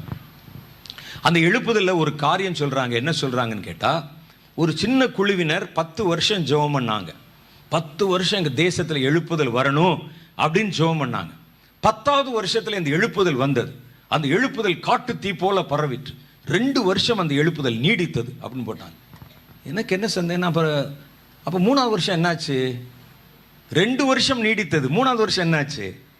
மசாசுசெட் என்ற இடத்துல ஒரு எழுப்புதல் வந்தது, 4 வருடம் நீடித்தது. 5வது வருஷம் என்னாச்சு? அது எப்படி அது அணைந்து போனது? 10 வருஷம் ஜெபம் பண்ணாங்களாம், எழுப்புதல் வந்துச்சான், 2 வருஷம் நீடித்ததான். லாபமா நஷ்டமா? 10 வருஷம் ஜெபம் பண்ணா 10 வருஷமாவது நீடிக்க வேணாமா? 10 வருஷம் ஜெபம் பண்ண அதை பெருசா போட்டிருக்கிறாங்க. எல்லாரும் அதை பற்றி பார்த்து நான் வேற ஒரு விதமா சிந்தித்தேன். அது 4 வருஷம் நீடித்ததே, 5வது வருஷம் அது எப்படி அணைந்தது? அதுக்கு என்ன காரணம்? நான் ஒரு காரணத்தை கண்டுபிடித்தேன். சபை இல்லாமல் வருகிற எழுப்புதல்கள் ஆயுள் குறைவு. சபையோடு சேர்ந்து எழுப்புதல் வந்தா தான் அந்த எழுப்புதல் நிரந்தரமாய் நிற்கும். வீதியிலே தோன்றுகிற எழுப்புதல்கள், வெளியிலே தோன்றுகிற எழுப்புதல்கள் நிரந்தரமாய் நிற்பதற்கு வாய்ப்பில்லை. அதனால்தான் கர்த்தர் முதல் நூற்றாண்டுல எழுப்புதல் வந்த அன்றைய தினமே அதை சபையாய் மாற்றி விட்டார். அப்ப சபை ரொம்ப முக்கியம். எழுப்புதலை கொண்டு போகிற சபை முக்கியம். அப்ப இந்த சபை என்ன செய்யணும்? அந்த எழுப்புதல் அணைந்து விடாமல் அதை எரியூட்டி கொண்டே இருக்க வேண்டும். அதை எரிய வச்சுக்கிட்டே இருக்கணும். விட்டுட்டீங்க, எழுப்புதல் வந்த உடனே நமக்கு அதில் நிறைய சந்தோஷங்கள் இருக்கும். ஜனங்கள் கூட்டம் கூட்டமாக வருவாங்க, நிறைய காணிக்கை கொடுப்பாங்க. எங்க கூட்டம் நடத்தினாலும் திரளான ஜனங்கள் வருவாங்க, கைதட்டுவாங்க, ஆர்ப்பரிப்பாங்க. நாம் அதிலே சந்தோஷப்பட்டு அதிலே நின்று விடக்கூடாது. சில நேரத்தில் சந்தோஷம் நம்முடைய கண்ணை மறைச்சிரும். சில நேரத்தில் சில பெரிய கேளிக்கைகள் நம்முடைய கண்ணை மறைத்து விடும்.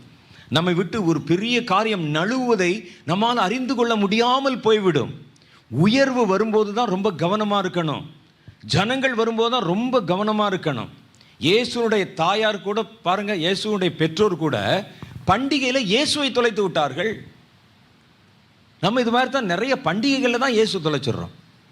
பாருங்கள், சந்தோஷம் வரும்போது இயேசுவை தொலைச்சிருவாங்க. ஐயோ, எங்க இங்க இருந்தானே இருந்தார் என்று நினைத்தேன், அவர் போயிட்டார். எப்பவோ களியாட்டுக்கள்ல தான் இயேசுவை தொலைச்சிடுறோம். எழுப்புதலே நமக்கு நிறைய சந்தோஷங்கள் இருக்கிறது. என்ன செய்தியை கேட்கறதுக்கு ஜனங்கள் வர்றாங்க, மேடை போடணும், பந்தல் போடணும், டியூப்லைட் கட்டணும், பெரிய பெரிய ஆர்க் லேம்புகள் போடணும், ஜனங்களை திரளாய் கூட்டணும், வருகிறவர்களை ஜெபமணி கீழே கீழே கீழே கீழே விழ வைக்கணும், எந்திரிக்கணும், போகணும், ஜனங்கள் எல்லாம் வரணும் அப்படின்னு அதுக்குள்ளே போயிடுவாங்க. போன போது கொஞ்சம் கொஞ்சமாக இந்த பவர் குறைஞ்சிக்கிட்டே வர ஆரம்பிக்கும். எழுப்புதல் என்பது அனல் மூட்டப்பட்டு கொண்டே இருக்க வேண்டும். உன்னிடத்தில் ஒப்பு கொடுத்த அனல் மூட்டி எழுப்பும்படிக்கு அனல் மூட்டிக்கிட்டே இருக்கணும், விடக்கூடாது. அவர்கள் ஜெபத்தை நிறுத்தவே இல்லை. எழுப்புதல் வந்தும் சபை பெருகியும் ஜெபத்தை நிறுத்தவே இல்லை முதல் நூற்றாண்டில். அப்படி இல்லாமல் அந்த எழுப்புதலில் வருகிற சந்தோஷத்தை பின்பற்றி போக ஆரம்பித்ததுனால தான் 4 வருஷம் நீடித்தது, 5வது வருஷம் அணைந்து போய்விட்டது. 2 வருஷம் நீடித்தது, அணைந்து விட்டது. ஆனால் கடைசி கால எழுப்புதல் எழும்பணும், அது அணையவே கூடாது. கர்த்தர் வருகிற வரைக்கும் அது நீடிக்கணும். அப்படிப்பட்ட ஆரோக்கியமான எழுப்புதல்களைத்தான் கர்த்தர் பிறப்பிக்க வைக்க விரும்புகிறார். அதுக்கு தான் இவ்வளவு தீவிரமான ஆயத்தங்கள். 1 வருஷம் இல்லை, 2 வருஷம் இல்லை, இயேசு ராஜாவாய் பூமியிலே வர்ற வரைக்கும் இந்த எழுப்புதல் நடந்து கொண்டே இருக்கணும். மனமாற்றம் நடந்து கொண்டே இருக்கணும். கர்த்தரை தேடுகிற சந்ததி பிறந்து கொண்டே இருக்கணும். கர்த்தர் வரும்பொழுது அவரை எதிர்கொண்டு போக நிற்கத்தக்கதாக ஜனங்கள் எழும்பணும். அதுதான் கர்த்தர் விரும்புகிறார். அப்படிப்பட்ட எழுப்புதலை கொண்டு வருவதற்கு நம்முடைய சபை முதல்ல எழுப்புதலை உருவாக்குகிற சபையாக இருக்கணும். அதுக்கு தான் ஜெபம். அடுத்து அந்த எழுப்புதல் சபைக்குள்ள பிறக்கணும், பிறந்துகிட்டே இருக்கணும். அது அனல் மூட்டப்பட்டு கொண்டே இருக்கணும். அதற்கு அபிஷேகம், அந்த அபிஷேகம் சபைக்குள்ள நிரம்பி வழியணும். ஒருவன் அந்நியன் ஒருவன் சபைக்குள்ளே நுழைந்தால் என்று வசனம் போட்டிருக்கு பாருங்க, அவன் எல்லாராலும் உணர்ந்து கொள்ளப்பட்டும் உணர்த்துவிக்கப்பட்டும் இருப்பான். இந்த எல்லைக்குள்ள ஒரு மனிதன் கட்டப்பட்டவன் நுழைஞ்சா கட்டு அவிழ்க்கப்பட்டு தான் வெளியே போகணும். ஒருவன் பிசாசு பிடித்தவன் உள்ளே நுழைந்தால் அவன் விடுதலையாகித்தான் வெளியே போகணும். நடக்க முடியாதவன் சபைக்குள்ளே நுழைஞ்சா நடந்துதான் வெளியே போக வேண்டும். லிப்டில் கூட போகக்கூடாது, அவன் நடந்துதான் போகணும். அப்படி சபை மாறிவிட்டால் இந்த சபையில் எத்தனை ஆராதனை வைக்கணும், எவ்வளவு எழுப்புதல் நடக்கும், ஜனங்கள் வந்து கொண்டு தினம் ரட்சிக்கப்படுவர்களை கர்த்தர் சபையிலே சேர்த்து கொண்டே வந்தார். அப்போ அந்த காலத்து சபை என்ன செய்ததுன்னா தினம் இயங்கி கொண்டிருந்ததாம். வாரத்துக்கு ஒரு நாள் கதவை திறக்கிறது இல்லை, தினம் இயங்கி கொண்டிருந்தது. அனுதினமும் ரட்சிக்கப்படுவர்களை கர்த்தர் சபையிலே சேர்த்து வந்தார் என்று எழுதியிருக்கிறது. அப்போஸ்தலர் 2வது அதிகாரம் 42வது வசனம். அனுதினமும் ரட்சிக்கப்படுவர்களை கர்த்தர் சபையிலே சேர்த்து வந்தாராம். அப்ப சபை அனுதினமும் இயங்கிக் கொண்டே இருந்தது. இயங்கிக் கொண்டிருந்தது பெருசு இல்லை, ரட்சிப்புக்கு ஏதுவாக இயங்கிக் கொண்டிருந்தது. அது இயங்கினாலே அங்கே ரட்சிப்பு உண்டாகி கொண்டே இருந்தது. தினம் ஜனங்கள் ரட்சிக்கப்பட்டாங்க. எப்படி இருக்கு யோசிச்சு பாருங்க, தினம் ரட்சிக்கப்பட்டாங்க. நீங்க ஒவ்வொரு ஆராதனையிலும் இன்று புதிதாய் இயேசுவை ஏற்றுக்கொண்டவர் யாரு அப்படின்னு கேட்கணும். கேட்டபோது ஒரு பெருந்திரள் கூட்டம் எழும்பணும். நடக்குமா? நடக்கும். இதே வளாகத்திலே நடக்கும். கர்த்தர் அதை நடத்தி காண்பிப்பார். இது கர்த்தர் சொல்ற வார்த்தை, ஏன் வார்த்தை இல்ல. நடக்குதா இல்லையான்னு பாருங்க. தினம் நீங்க கேட்பீங்க. இன்றைக்கு ரட்சிக்கப்பட்டவர்கள் எத்தனை பேர்? அத்தனை பேர் எந்திரிக்க போறாங்க. கர்த்தர் அனுதினம் ரட்சிக்கப்படுவர்களை சபையிலே எழுப்பிக் கொண்டே வரப்போகிறார். சபை தன்னுடைய ஓட்டத்தில் சரியா இருந்தா, கர்த்தர் வணைவதற்கு தன்னை பூர்ணமாய் ஒப்பு கொடுத்தார், தேவன் செய்ய நினைத்த காரியம் இந்த சபையிலே தடையில்லாமல் நிறைவேறும் என்பதை கர்த்தருடைய ஊழியக்காரனாகிய நான் உங்களுக்கு அறுதிட்டு சொல்ல ஆசைப்படுகிறேன். நடக்குதா இல்லையான்னு பாருங்க. நடப்பும். கர்த்தர் நடத்த போகிறார். அடுத்து 3வது காரியம், எழுப்புதல் ஒரு இடத்துக்குள்ள மாத்திரம் நின்றால் பத்தாது. முதல் நூற்றாண்டில் அப்படித்தான். அவர்களுக்கு பார்த்தாங்க, என்னடா ஜெபம் பண்ணுகிறோம், வானம் திறக்கப்படுகிறது, தேவதூதர்களை பார்க்கிறோம், பரலோகம் மாதிரி இருக்குதே, இனி வீட்டுக்கு போய் சமைச்சு சாப்பிட்டு தூங்கி எதுக்கு, இங்கேயே தங்கிவிடும் என்று தங்கிவிட்டார்கள். அப்படிதான் முதல் நூற்றாண்டில் எல்லாவற்றையும் தனக்கு உண்டான சொத்துக்கள் எல்லாம் விற்று அப்போஸ்தலருடைய பாதத்தில் வச்சுட்டு வந்துட்டாங்க.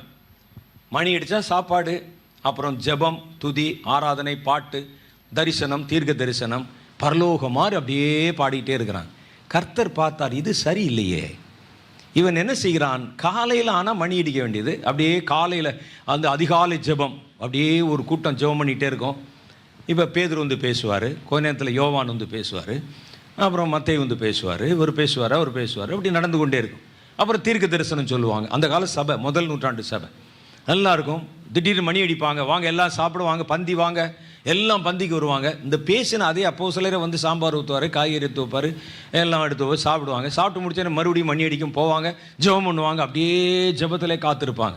இந்த சத்தத்தை கேட்டு ஜனங்கள் வருவார்கள், உள்ளே எட்டி பார்ப்பாங்க, அவர்களும் ரட்சிக்கப்படுவாங்க. அவனும் உடனே பார்ப்பான், எல்லாரும் நல்லா இருக்கிறாங்களே அப்படின்னு சொல்லி அவர்களும் தங்களுடைய சொத்தை விற்றுருவாங்க, உள்ளே கொண்டாந்து தங்குவாங்க, உட்காந்துக்கிட்டே இருப்பாங்க. ஆண்டவர் பார்த்தார், இப்படியே போனால் என்ன ஆகும்? இந்த எழுப்புதல் இந்த இடத்துக்குள்ளே தான் எரியும். ஒரு தீ அடுப்புக்குள்ளே எரிஞ்சால் அதுக்கு பேர் தீ.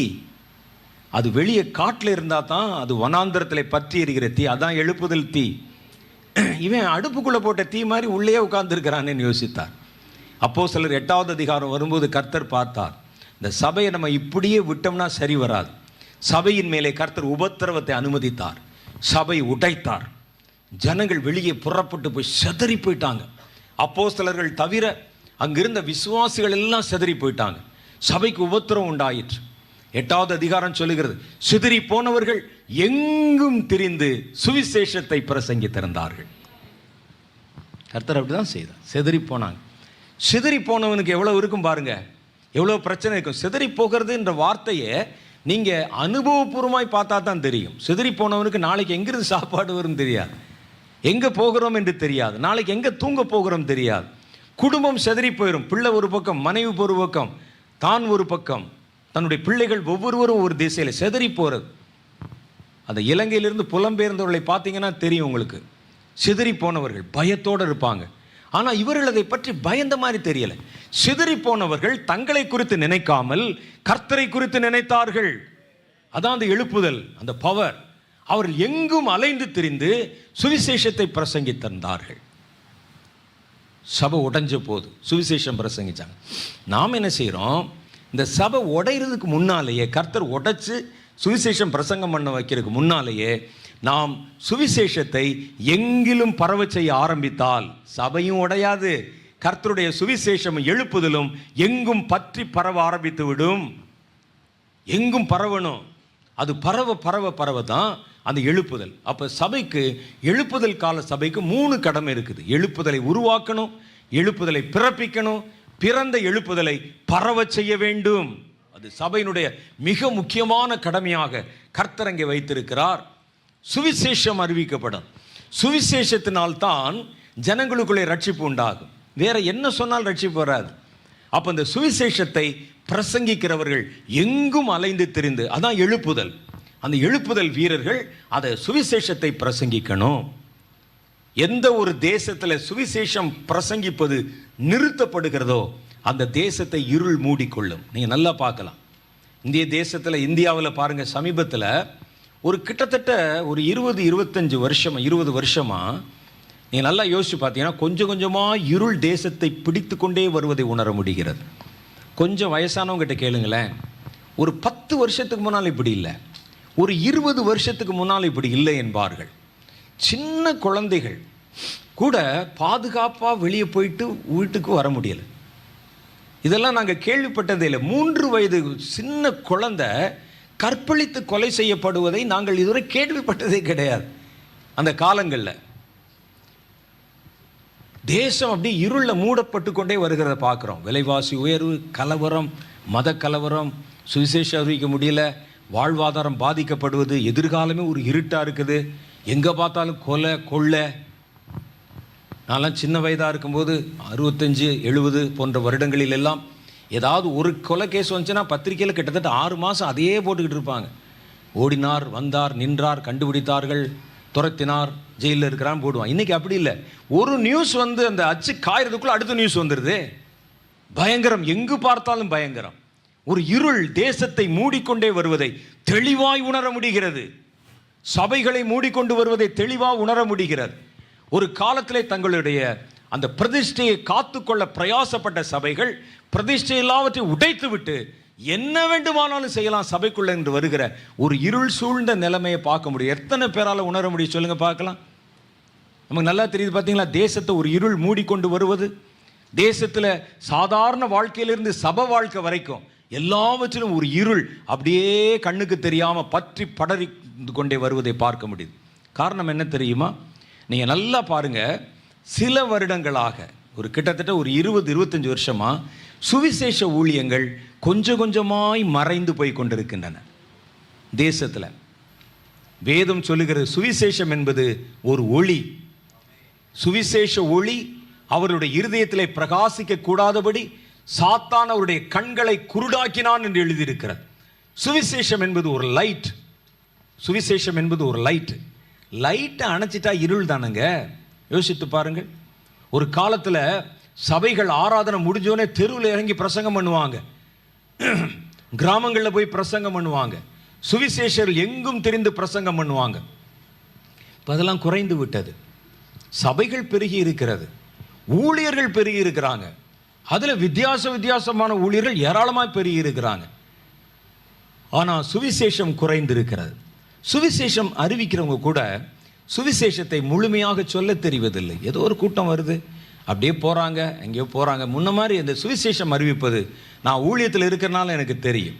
நான் கொஞ்சம் முந்தின காலத்தையும் பார்த்துருக்கிறேன், இப்போ உள்ள நவீன காலத்தையும் பார்க்குறேன். எது கூடுது எது குறையுதுன்னு எனக்கு தெரியும். சுவிசேஷர்களை இன்றைக்கி நீங்கள் லென்ஸ் வச்சு தேடினா தான் கண்டுபிடிக்க முடியும். சுவிசேஷர்கள் இல்லை, குறைஞ்சிட்டாங்க. சுத்த சுவிசேஷம் கர்த்தருடைய வார்த்தை பேசுகிறவர்கள் குறைந்து விட்டார்கள். இதனால தான் தேசத்தில் கொஞ்சம் கொஞ்சமாக இருள் பற்றி பிடிக்கிறது. நீங்கள் நினைக்கிறீங்க கவர்மெண்ட் மாறினதுனால, அரசியல்வாதிகள் மாறினதுனால, அல்லது மனிதருடைய மனங்கள் மாறினதுனால, காலம் மாறினதுனால நினைக்கிறீங்க. இல்லை, நீங்கள் மாறினதுனால தான் தேசம் மாறி இருக்கிறது. நம்ம அதை விட்டோம், மறந்தோம், தேசம் இருளுக்குள் போகிறது. அப்ப அந்த எழுப்புதலை பரவ செய்யறதுக்கு முன்னால சபைகள் சுவிசேஷ பாரம் உள்ளதாக இருக்கணும். நீங்க சுவிசேஷம் அறிவிப்பதற்கு உங்களுக்கு நிறைய வசதி இருக்கிறது. யாரும் சும்மா இருக்கக்கூடாது. ஊழியம் யாருக்கோ உரியது. நாமெல்லாம் ஊழியம் கொள்ள வந்திருக்கிறோம் என்று இருக்கக்கூடாது. நாம் ஊழியம் செய்ய வந்திருக்கிறோம். இங்க உட்கார்ந்து இருக்கிறோம் என்பதற்காக உட்கார்ந்திருக்கிற கர்த்தர் உங்களை அழைக்கவில்லை. எவரையும் சும்மா உட்கார்வதற்காக கர்த்தர் அழைக்கவில்லை. இடத்தை நிரப்பு, சேர நிரப்பு, கூட்டத்தை காட்டு என்று கர்த்தர் யாரையும் அபிஷேகம் பண்ணவில்லை. ஒவ்வொருவரும் கிரியை செய்யணும், கனி கொடுக்கணும். கனி கொடாத மரமெல்லாம் வெட்டுண்டு அக்னியிலே போடப்படும் என்று தான் எழுதியிருக்கிறது. அப்போ உங்களுடைய கனிகளை கர்த்தர் எதிர்பார்க்கிறார். அப்போ தேசத்தில் நம்ம இப்போவே என்ன செய்யணுமா? சுவிசேஷ பாரத்தை சபைகள் கொண்டதாக இருக்கணும். சுவிசேஷத்தின் கதவுகளை நீங்கள் திறந்து வைக்கணும். வேதம் சொல்லுகிறது சுவிசேஷம் அறிவிக்க தேசம் உணர்வடைகிறது. ஃபர்ஸ்ட் சுவிசேஷம் அறிவிச்சா தேசம் உணர்வடையும். அந்த ரோமருடைய புத்தகம் 15வது அதிகாரம் 19, 20 ஆகிய வசனங்களை படித்து பாருங்கள். அதில் சொல்லுகிறார், இப்படி எருசலேம் துவக்கி சுற்றிலும் இல்லிரிக்கும் தேசம் வரைக்கும் கிறிஸ்துவின் சுவிசேஷத்தை பூர்ணமாய் பிரசங்கித்திருக்கிறேன். ரோமர் 15, 19, 20. மேலும் அவருடைய செய்தியை அறியாதிருந்தவர்கள் அதை காண்பார்கள் என்றும், கேள்விப்படாதவர்கள் அதை கேள்விப்பட்ட போது உணர்ந்து கொள்வார்கள் என்றும் எழுதியிருக்கிறபடியே. சுவிசேஷத்தை நீங்க சொல்லி பாருங்களேன், தேசத்துல ஒரு உணர்வு உண்டாக ஆரம்பிக்கும். இன்னைக்கு நம்ம தேசத்துல, இந்திய தேசத்துல இருக்கிற பெரிய பிரச்சனை என்ன தெரியுமா? உணர்வு இல்லை. உணர்வு இல்லை. சாப்பிட்றதுக்கு வழி இல்லை, வண்டிக்கு போடுறதுக்கு பெட்ரோல் இல்லை, எதை தொட்டாலும் விலை. நாம் ஒருவருக்குள் ஒருவர் சண்டை போட்டு பிரிவினைகளை கொண்டு வந்து, நீ இன்ன இனத்தான், இன்ன மதத்தான், இன்ன ஜாதியான் என்று சொல்லி பிரித்தாளும் கொள்கையை வச்சு பிரிச்சா தேசம் விழுந்து போயிடும். சொல்லுங்க, கேட்க மாட்டான், நம்ப மாட்டான். ஸ்ரீலங்காவில் பாருங்க, இப்படித்தான் பிரித்தாளும் கொள்கை. இவர்கள் தமிழர்கள், சிங்களர்கள் பிரித்தாண்டார்கள். இவர்கள் புத்த மதத்தை சேர்ந்தவர்கள், இஸ்லாமிய மார்க்கத்தை சேர்ந்தவங்க, கிறிஸ்டியானிட்டை சேர்ந்தவங்க பிரிவினை கொண்டு வந்தாங்க, இனப்படுகொலை செய்தார்கள். இன்றைக்கு ஒட்டுமொத்தமாக தேசமே விழுந்து விட்டது. தெருவில் கையேந்தி நிற்கிறாங்க. இந்தியாவில் அதே தான் பிரிவினை. வீட்டில் சாப்பிடுவதற்கு வழி இல்லை, வீதியில் இறங்கி போராட்டம். இவங்க தானே காரணம் என்ற உணர்வே அவனுக்கு வரல. சபையில் உணர்வு இல்லை, ஜனங்களுக்குள்ள உணர்வு இல்லை. நம்ம இவ்வளோ கஷ்டப்படுகிறோம் ஏன் என்று அவன் சிந்திப்பதில்லை. ஒரு நாய்க்கு எலும்பு துண்டை போடுவதை போல போட்டால் உடனே வாலாட்டி கொண்டு போய் விடுகிறார்கள். அந்த உணர்வு மாறி போய்விட்டது. உணர்வற்ற சமுதாயம். காரணம் என்ன தெரியுமா?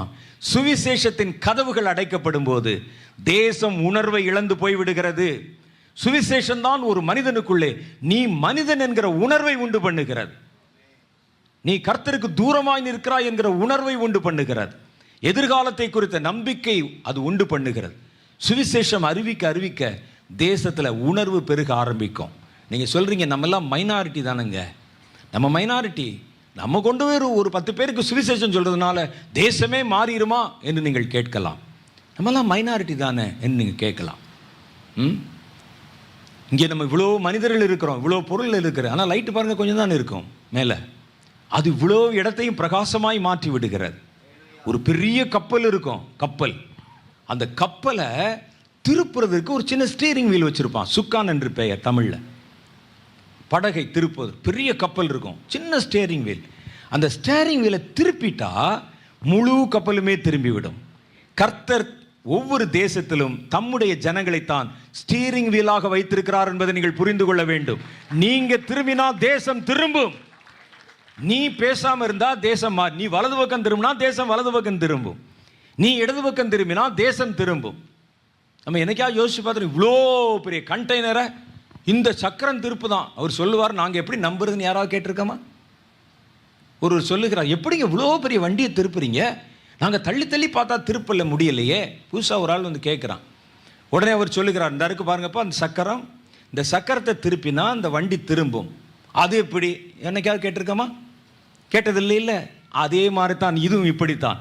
நீ திரும்பினால் தேசம் திரும்பும். கர்த்தர் என்ன சொன்னார் தெரியுமா? என் நாமம் தரிக்கப்பட்ட என் ஜனங்கள் தங்களை தாழ்த்தி என் முகத்தை தேடி தங்கள் பொல்லாத வழிகளை விட்டு திரும்பி, தேசத்திற்கு எல்லாரையும் சொல்லல, என் நாமம் தரிக்கப்பட்ட என் ஜனங்கள் என்னை நோக்கி திரும்பினால் நான் தேசத்துக்கு க்ஷேமத்தை கொடுப்பேன். திருமணவனுக்கு தானே கொடுக்கணும், தேசத்துக்கு கொடுப்பேன். ஏன்னா நீ திரும்பினால் தேசம் திரும்பும். சுவிசேஷம் நீங்கள் நினைப்பதை போல அல்ல. அதை அனுப்புனீங்கன்னா அது தேசத்தை உணர்வுள்ளதாய் மாற்றிவிடும். சுவிசேஷத்தை கட்டி போட்டிருக்கிறதுனால தான், அதை குறைத்திருக்கிறதுனால தான் தேசம் கொஞ்சம் கொஞ்சமாய் கண் சொருகி போன குருட்டு நிலைமைக்குள்ளே போய் கொண்டிருக்கிறது. நம்ம அதுக்கு யாரையோ குறை சொல்கிறோம், ஆட்சி பண்ணுறவனை குறை சொல்கிறோம், அதிகாரத்தில் இருக்கிறவனை குறை சொல்கிறோம், தீவிரவாதிகளை குறை சொல்லுகிறோம், மத நம்பிக்கை உள்ளவர்களை, மத வெறியர்களை குறை சொல்கிறோம். குறை நம்மேல் இருக்கிறது. சீயோனே நீ எழும்பு, தேசம் தம்முடைய நன்மையை சுதந்திரித்துக் கொள்ளும். எத்தனை பேர் நம்புறீங்க அதை? அதுதான் உண்மை, அதுதான் சாத்தியம். முதல் நூற்றாண்டில் கிறிஸ்தவர்கள் எழும்பின போது அவ்வளோ பெரிய ரோம சாம்ராஜ்யம் எதிர்த்து நின்றது. ஒட்டுமொத்தமாக அதை அழிச்சே தீர்வோம் என்றார்கள். இவர்கள் பாவம் சாதாரண மனிதர்கள். ஸ்தாபித்தவர்கள் ஃபவுண்டர் யாருன்னு பாருங்க. கலிலேயாவை சேர்ந்த மீன்பிடி தொழில் செய்கிற, எழுத படிக்க தெரியாத சாதாரண ஜனங்கள். அவங்க கொண்டு வந்த ஒரு நம்பிக்கையை, ஒரு எழுப்புதலை தடை செய்ய ராஜாக்கள், பெரிய பெரிய மன்னர்கள் எழும்பினார்கள். இதை எப்படியாவது அழித்து விடுவோம் என்று சொன்னார்கள். என்ன நடந்தது தெரியுமா? இவர்கள் சுவிசேஷம் அறிவிக்க அறிவிக்க அறிவிக்க எதிர்க்கிறவர்கள் பெருகி எதிர்த்து கொண்டே வந்தாலும் கடைசியில் சுவிசேஷம் அந்த தேசத்தை ஜெயித்து அந்த தேசத்தின் மத நம்பிக்கையாகவே மாறிவிட்டது. அதுதானே சரித்திரம். சரித்திரம் தானே. ரோமர்கள் கடைசியில் இயேசுவை ஏற்றுக்கொண்டார்கள். அங்கே கான்ஸ்டன்டைன் என்ற ஒரு மன்னன் வந்தான். அவருடைய ஆட்சி காலத்தில் ரோம சாம்ராஜ்யம் க்ஷீணம் அடைந்திருந்தது. இந்த ரோமர்கள் தான் கிறிஸ்டியானிட்டி எதிர்த்தார்கள். ட்ரோஜன், நீரோ போன்ற மன்னர்களுடைய காலத்தில் கிறிஸ்தவர்களை கொன்று ஒழித்து ஒரு கிறிஸ்தவன் கூட இல்லாமல் அழித்து விட வேண்டும் என்று கங்கணம் கட்டி கொண்டு செயல்பட்டார்கள். அதில் குறிப்பாக நீரோ மன்னன் அப்படி செயல்பட்டான். என்னுடைய ஆட்சியில் நான் ஆட்சியை விட்டு இறங்குறதுக்குள்ள இந்த கிறிஸ்தவன் என்ற பெயரே பூமியில் இல்லாமல் போகும்படிக்கு ஒட்டுமொத்த கிறிஸ்தவர்களையும் அழித்து விடுவேன் என்று சொல்லி சட்டம் போட்டான். யார் வேண்டுமானாலும் கிறிஸ்தவர்களை கொல்லலாம், எந்த சபைக்குள்ளேயும் நுழையலாம், அந்த சபையில் இருக்கிற ஆண்களையும் பெண்களையும் நீங்கள் வெட்டி கொலை செய்யலாம். அவங்க காலத்தில் என்ன செஞ்சாங்கன்னா பெரிய பெரிய பேங்க்வெட்ஸ் நடத்துவாங்க, பெரிய பெரிய விருந்துகள். அது பெரிய மைதானத்தில் நடக்கும். பெரிய கம்பங்களை நட்டி அதில் கிறிஸ்தவர்களை உயிரோடு கட்டி அதில் அவர்கள் மேலே நெருப்பை வைத்து அந்த வெளிச்சத்தில் கீழே உட்காந்து சாப்பிடுவானா ராஜா. பெரிய பெரிய அந்த ஆடியன்ஸ், பெரிய பெரிய அந்த கலை அரங்கங்களில் அவங்க காலத்திலாம் கட்டப்பட்டது. அதெல்லாம் அதில் ஜனங்கள் திரளாக உட்கார்ந்து இருக்கிற, பசித்திருக்கிற மிருகங்களை திறந்து விட்டு கிறிஸ்தவர்களை உயிரோட தள்ளி அது அவர்களை வேட்டையாடுவதை கண்டு ரசிப்பார்கள். எங்கே பார்த்தாலும் ரத்தம், வெறி எல்லாம் நடந்தது. கடைசியில் நீரோ மன்னன் மரண தருவாயில், போரில் காயப்பட்டு மரண தருவாயில் இருக்கிறான். அவன் மேலே மார்பில் பெரிய ஒரு அம்பு பாய்ந்திருக்கிறது. அவன் படுத்துக்கும் போது கேட்குறான். அவனுக்கு அப்பவும் அந்த மத வெறி அடங்கவில்லை. தன்னோடு கூட இருக்கு, நான் மரணத்தின் விளிம்பில் இருக்கிறேன், நான் ஒரு சபதம் போட்டேன், நான் என் அரியாசன கட்டிலில் இறங்குவதற்கு முன்னால ஒரு கிறிஸ்தவன் கூட இந்த தேசத்தில் இல்லாதபடிக்கு அழித்து ஒழிப்பேன் என்று சொன்னேனே, நடந்ததா மந்திரியாரேன்னு கேட்டான். அதற்கு அந்த மந்திரி சொன்னான், மன்னா மன்னித்து கொள்ள வேண்டும், நீர் பதவியேற்ற போது இருந்த கிறிஸ்தவர்களை விட நீர் மரிக்கும் போது இருக்கிற கிறிஸ்தவருடைய தொகை 3 மடங்கு பெருகி இருக்கிறது என்றான். கிறிஸ்தவர்களை எவன் அழிக்க முடியாது. இந்த கல் எவன் மேல் விழுமோ அது அவனை நொறுக்கி போடும். எவன் இந்த கல்லின் மேல் விழுவானோ அவன் அதில் நொறுங்கி போவான் என்று கர்த்தருடைய வேதம் சொல்லுது. போச்சு. அது எல்லாவற்றையும் தாண்டி மீறி கான்ஸ்டன்டைன் என்ற ஒரு மன்னன் வந்த காலத்தில் ரோம பேரரசு க்ஷீணமடைந்து பலவீனமடைந்து நிறைய அண்டை அயல் தேசங்கள் இவர்கள் மேலே படையெடுத்து வர காத்திருந்தாங்க. கான்ஸ்டன்டைன் மன்னனுக்கு எப்படி இதிலிருந்து தப்பிப்பது என்று தெரியவில்லை. அவன் கடைசியில் அப்படியே அரண்மனையில் உச்சத்தில் உப்பரியில உலாவி கொண்டிருக்கிறான், நான் என்ன செய்வது என்று.